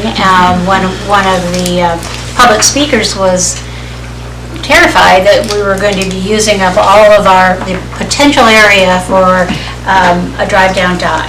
And I spent a little time, investigating this idea and talked with Jason and found out we have a drive-down dock in our harbor plan already, as well as a public crane and a tidal grid.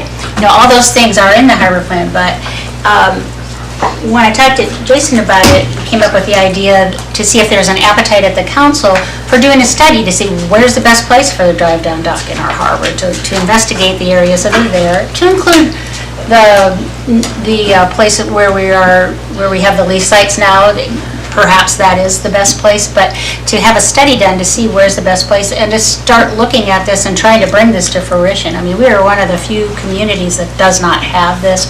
It's not just for commercial fleet, it's not just for fishermen. Everyone would use this drive-down dock. It's a place where you can drive your boat down and load things on your boat. So anyway, I just wanted to bring it up to see if we can direct the administration to do a study to see where the best place for this would be, something that's already in our plan. Okay, Vice Mayor Osenga. Thank you, Madam Mayor. So would a study be necessary, or have we studied this? If it's part of our harbor plan, we looked at it, I'm kind of wondering if we looked at it hard enough. Well, in our conversation, in order, if this is kind of a priority for the council, what we could do is, it is planned to go on the North Harbor, because if you look at the size of it, it's fairly large, and it's accessible on multiple sides, and requires actually a very long ramp so that you can still drive up and down it during the tides. So kind of off of running north-south off of that North Harbor launch ramp area is kind of where the city has thought that would be best for it. But if it's something that council has an appetite to move forward, what we'd want to do is we want to kind of do it'd be like a concept with a preliminary estimate, and that way, again, like we have done with kind of some other infrastructure pieces, is where we get kind of a preliminary design and a cost, and then you can move that up and start taking that out to try and get money for it. So I think that was our conversation that we had, and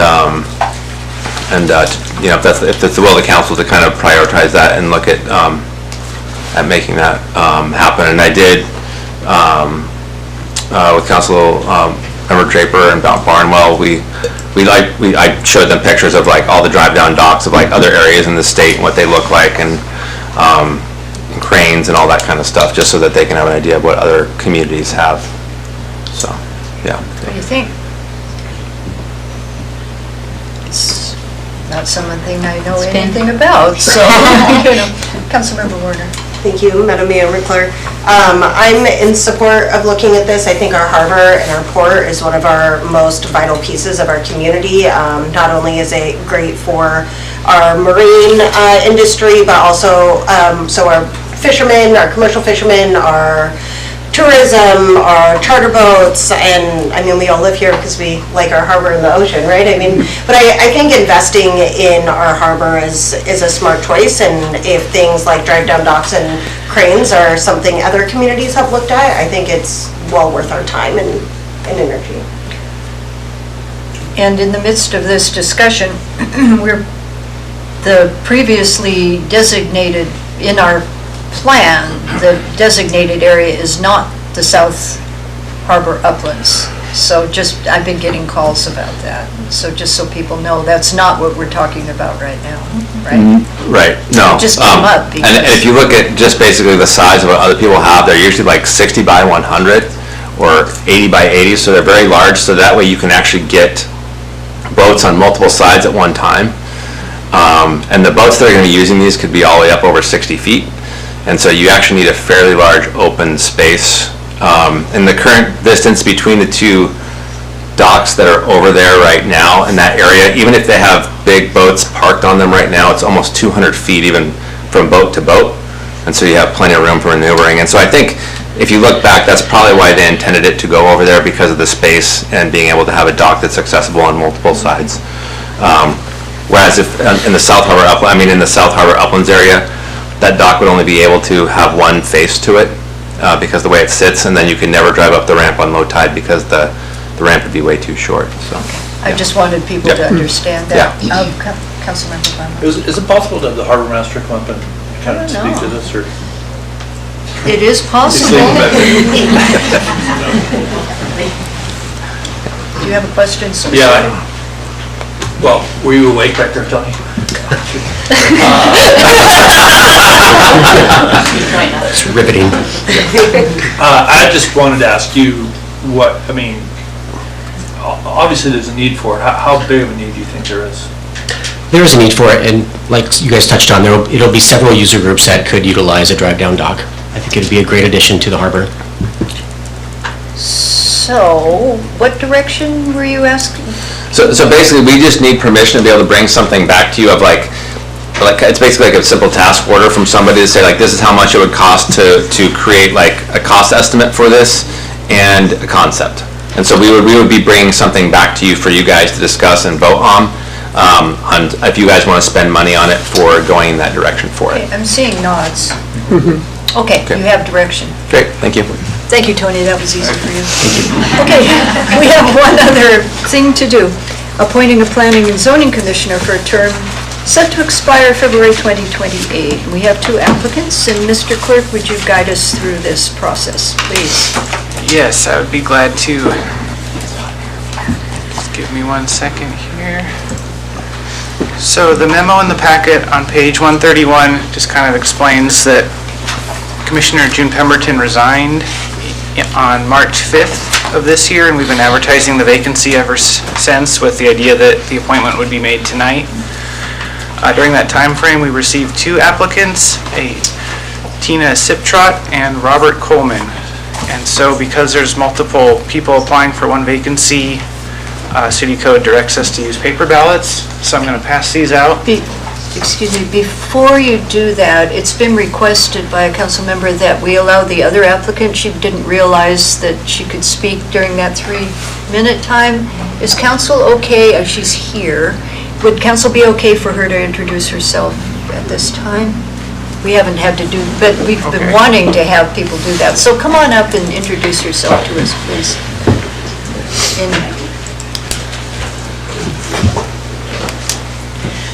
Tina Siptrot, I'm in City Limits, and thank you for giving me the opportunity to introduce myself to you. I am a newbie to Seward. I just recently relocated from New York State. I was a teacher in New York State, science teacher. I taught earth science, physics, chemistry, and crime scene investigation. I got my PhD in science education from Syracuse University, where I was an adjunct professor for 30 years. And I decided at my retirement it was time for me to play, and this was the perfect playground. So as I've moved to the area and I've gotten involved more and more with some of the things that you offer here for the community, the love that I have for this place has increased, and I want to do as much as I can because my heart is where my home is, and I want to make sure that I am bringing what I can to the environment and to the Planning and Zoning Committee.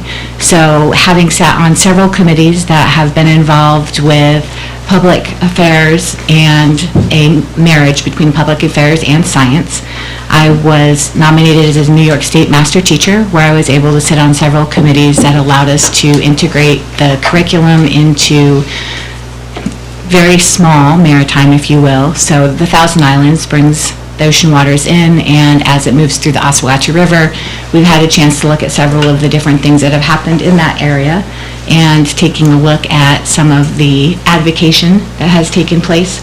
I am interested in offering what I can to the community, and if you have any questions, I'd be happy to answer them, but I do appreciate you giving me the time to introduce myself and let you know who I am. Thank you, we just needed to Thank you. put a voice and a name. Okay, now Mr. Clerk. Okay, so we have heard from the two applicants tonight, and we have paper ballots. I'll pass these out. You select one of the following. We have Tina Siptrot, Robert Coleman, or the option to re-advertise the vacancy, and then pass them back to me, and I will read out the results. And we do sign these. You do sign or initial them in the corner initial. there.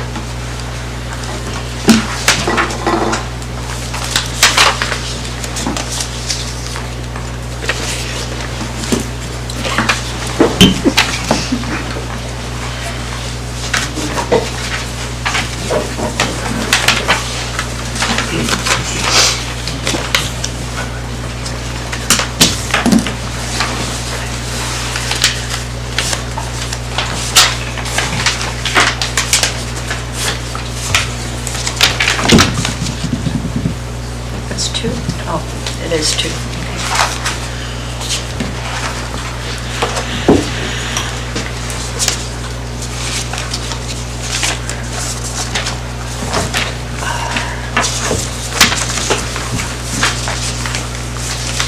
Okay, I have all 7 ballots here.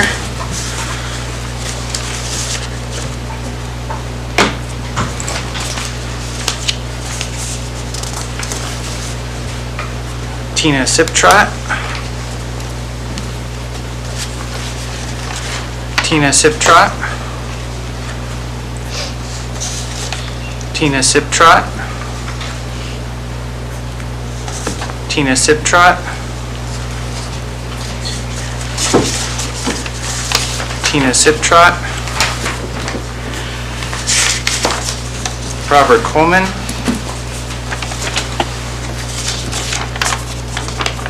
And Tina Siptrot. So Tina Siptrot has 6 votes and Robert Coleman got 1 vote. Okay, welcome, Tina. When's the first meeting? Next Tuesday. Okay. Work session. Okay, we are now to citizen comments. This is the time where there's no sign-in. For this comment period, and you're limited to 5 minutes, you don't have to use the whole 5 minutes if you don't want to. And I will take show of hands. You can come up first. And it's the same routine. We need name and inside or outside city limits. I'm Katie Journey. I live outside city limits, but I work and spend all my money inside city limits. I would like to talk for a few minutes about Boys and Girls Club. I know it's kind of a little bit of a dirty word in Seward. My kids have been going there. I have 2 kids, twins. They're in 4th grade right now. And they started going to Boys and Girls Club, I think at the beginning of 3rd grade. And there have been a lot of changes. There's a new director. Her name is Katrina Townsend. And she's amazing. She goes way above and beyond. She spends her free time garage sailing and surfing the Facebook sale groups to get new stuff for all of the kids. This year they lowered the age to 4, so now our Boys and Girls Club is hosting kids ages 4 to 11. So that was a big change. She's put a lot of effort into making that room, because our clubhouse is a room, a welcoming space as best she can. Kind of hard to do when there are no windows.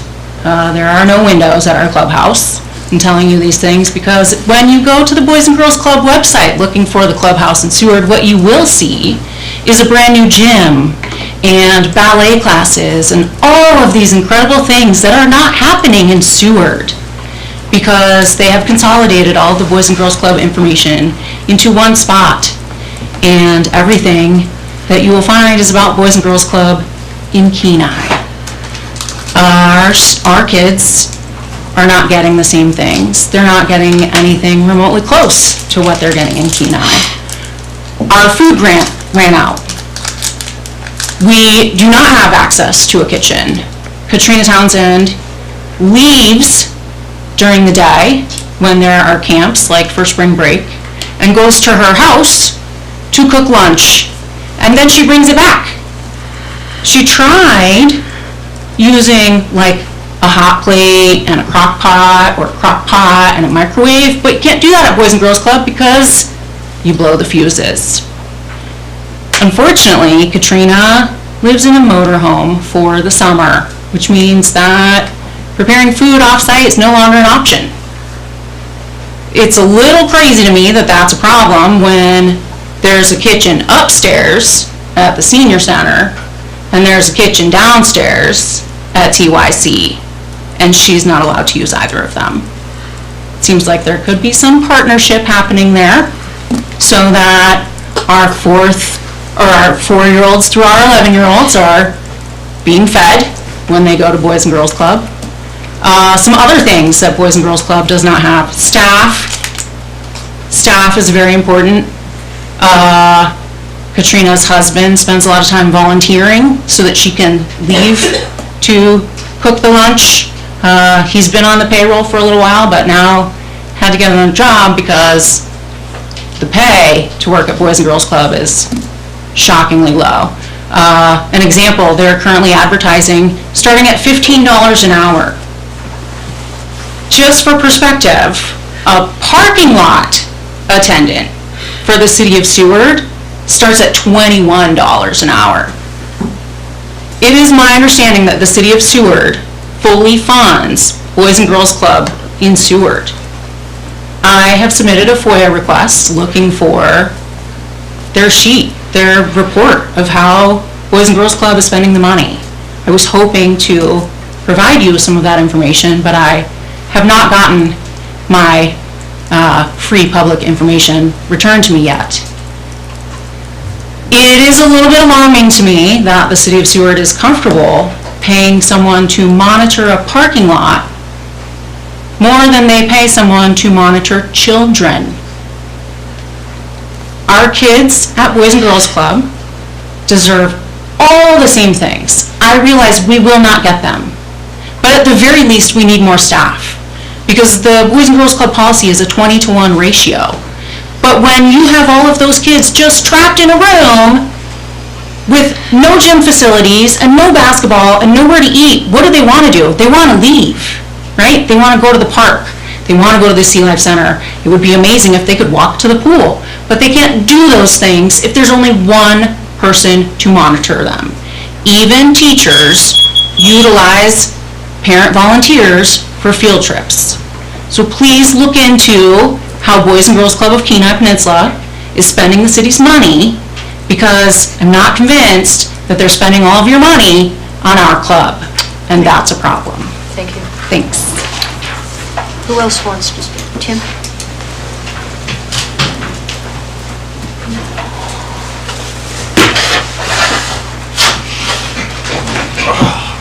Tim McDonald, Inside City Limits. It's cruise ship season. We're very close to it. And I've been studying up on it a little bit, and over half the cruise ships that are coming to Seward, over half, have open loop exhaust scavenging systems. And the other 30 or 40% has a closed loop system. The closed loop systems are the new systems, and they keep all the pollution from these 100,000 horsepower power plants and these things. They circulate the scrub water, which scrubs it. They don't want to put it in the air anymore, and they keep that water on board, and they discharge it in Seattle, as far as I understand. So the closed loop systems are good. The open loop systems, on board, scrub the exhaust, and then pump the water overboard to the tune of, and this is an average, and I got all this on the internet, 3,000 tons per hour of seawater is scrubbing these exhausts on average for ships. And of course, there's a lot of exhaust. That's why they need so much water. And it looks bad if it goes in the air, but it's worse if it goes in the water. Because, you know, I mean, I think everybody knows what acid rain is and stuff. And in 2017, the Europeans tested the Carnival cruise ships, who have a long history of violation in Alaska. In fact, they've never been in compliance.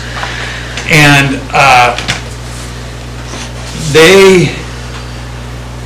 when they did this thing, the Caribbean cruise lines emitted 4 times more sulfur oxide, which is the ingredient that makes acid rain, than all, these were European cruise ships, than all the cars in Europe. They discharged 4 times more than all the cars in Europe. And Carnival was worse. They emitted 10 times more sulfur dioxide versus 4 times with the other outfit than all the cars in Europe combined. And these guys are here. You know, so coming in here and running for that hour or so it takes them to get down to the bay and get hooked up into our new battery system and stuff, they are poisoning Resurrection Bay. Seriously. It's a lot of pollution. Out of sight, out of mind, and, you know, it's acidic. It kills everything. It's well known. Exxon Valdez. I mean, it doesn't matter whether carbon's crude oil or it's burned. It's deadly poison. It always has been. And I've mentioned before that from past Lowell Point, you've got a gray cod nursery. Well, this year the fishing kicked up. 3 years ago they were getting 16 cents a pound. This year they got 70 cents a pound for them. And there's a lot of cod out there. It's an important fishery. And I don't think it's fair to kill the fishery that supports the locals. Well, these are small boat fisheries. They're 58 foot and under inside Alaskan waters. There's also a federal fishery. But it's local people. It's guys that own the boats. They live here, you know. They live on the peninsula. And this stuff is going to kill the fishery. I mean, the only saving grace is they're only here 6 months a year. If they were here 12 months a year, Resurrection Bay would already be dead. And it's heading that way now. And we're going to get a lot more boats. I think we need to put the ones that have the open loop exhaust scrubbing systems on notice. Give them a year. Say, listen, you can operate this year, next year, chop the door on them. We need to do it anyway. So instead of 105 cruise ships, let's knock it down to 45 and get rid of all the open loop exhaust systems. That's what everybody else is doing, and we're supposed to be the most pristine place in the world. Put them on notice, man. We don't want these ships that are going to kill our fisheries. The fisheries are more important than those tourists. All the money from those cruise ships, we get a few crumbs. It's all going to the billionaires that run the ships and own the ships and advertise the ships. We get nothing, basically. A few crumbs. You guys get a few bucks. It isn't worth it destroying our fisheries. You got to clamp down on them. They're not benign. Thank you, Tim. Anyone else?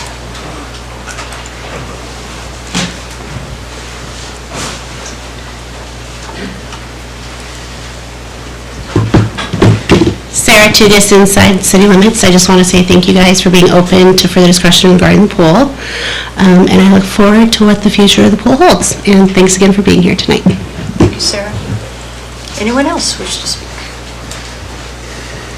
Okay, seeing none, I'll bring it back to council and administration. Comments and responses. Administration.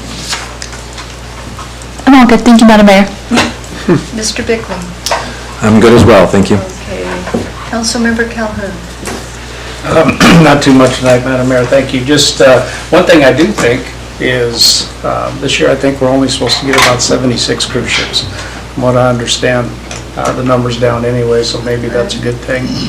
I just wanted to recognize again Sam Daniel, somebody that we all knew. And I remember a time at the Legion, he was up there and he was, I think, in his early, like 82 years old. And he bet somebody that he could kick the top of the doorway. And of course, people like that, there's no way you can do that. And he just straight up kicked the top of the doorway from a standstill. And he was a heck of a one-handed pool player. He would shoot one-handed and beat most everybody. So he's dearly missed for a lot of reasons. Thank you. Thank you. Councilmember Warner. Thank you, Madam Mayor McClure. First, I want to thank Mr. Coleman for your interest in the Planning and Zoning Commission. Congratulations to Ms. Sipchai for your new appointment to Planning and Zoning. Lots of great work comes out of there. I also want to thank everybody that came today and made public comment.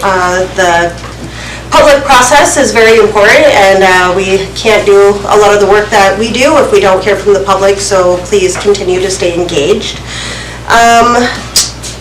Thank you to council for participating in the discussion around ADUs. I think it was a good discussion, and I'm happy that something came out of it. I think it's going to be a very positive piece for our community. And thank you, Councilmember Draper, for bringing up the drive-down dock, because I think that's a very, very important piece of our community. And yeah, happy Monday. Okay, Councilmember Barnwell. Actually, we've been here for a few hours, so we're getting a little tired, but I'll keep it quick. Thank you. Thanks for the public for coming. I'm really encouraged about the pool. I think it was a great conversation, and I think we can make it work, and we're lucky we can make it work. We're a lucky town that way. Qutekcak, that was really moving presentation for Qutekcak today, and I'm really glad that is going to move. Hopefully we can make that move forward. The work session today was also really exciting. I think it's just the fact that we have over 200 new housing units in this town is pretty darn cool. So it's not all of us, but at least we're doing some right things here to get the ball rolling for more affordable housing. And last but not least, I went to Juneau with Kat a couple weeks ago. She won't admit it, but we did go to Juneau. And it was really a good trip. We actually skied too, so we won't talk about that too much. But really had a good time with Gary Stevens, Senator Stevens, who's retiring, him and his wife, Bjorkman, was it Elam? From for Bear Creek, a great guy, and Louise Speaks, our mayor's friend. So we had a great time there. So it was really, really helpful for us. That's it. Thank you. Councilmember Drake?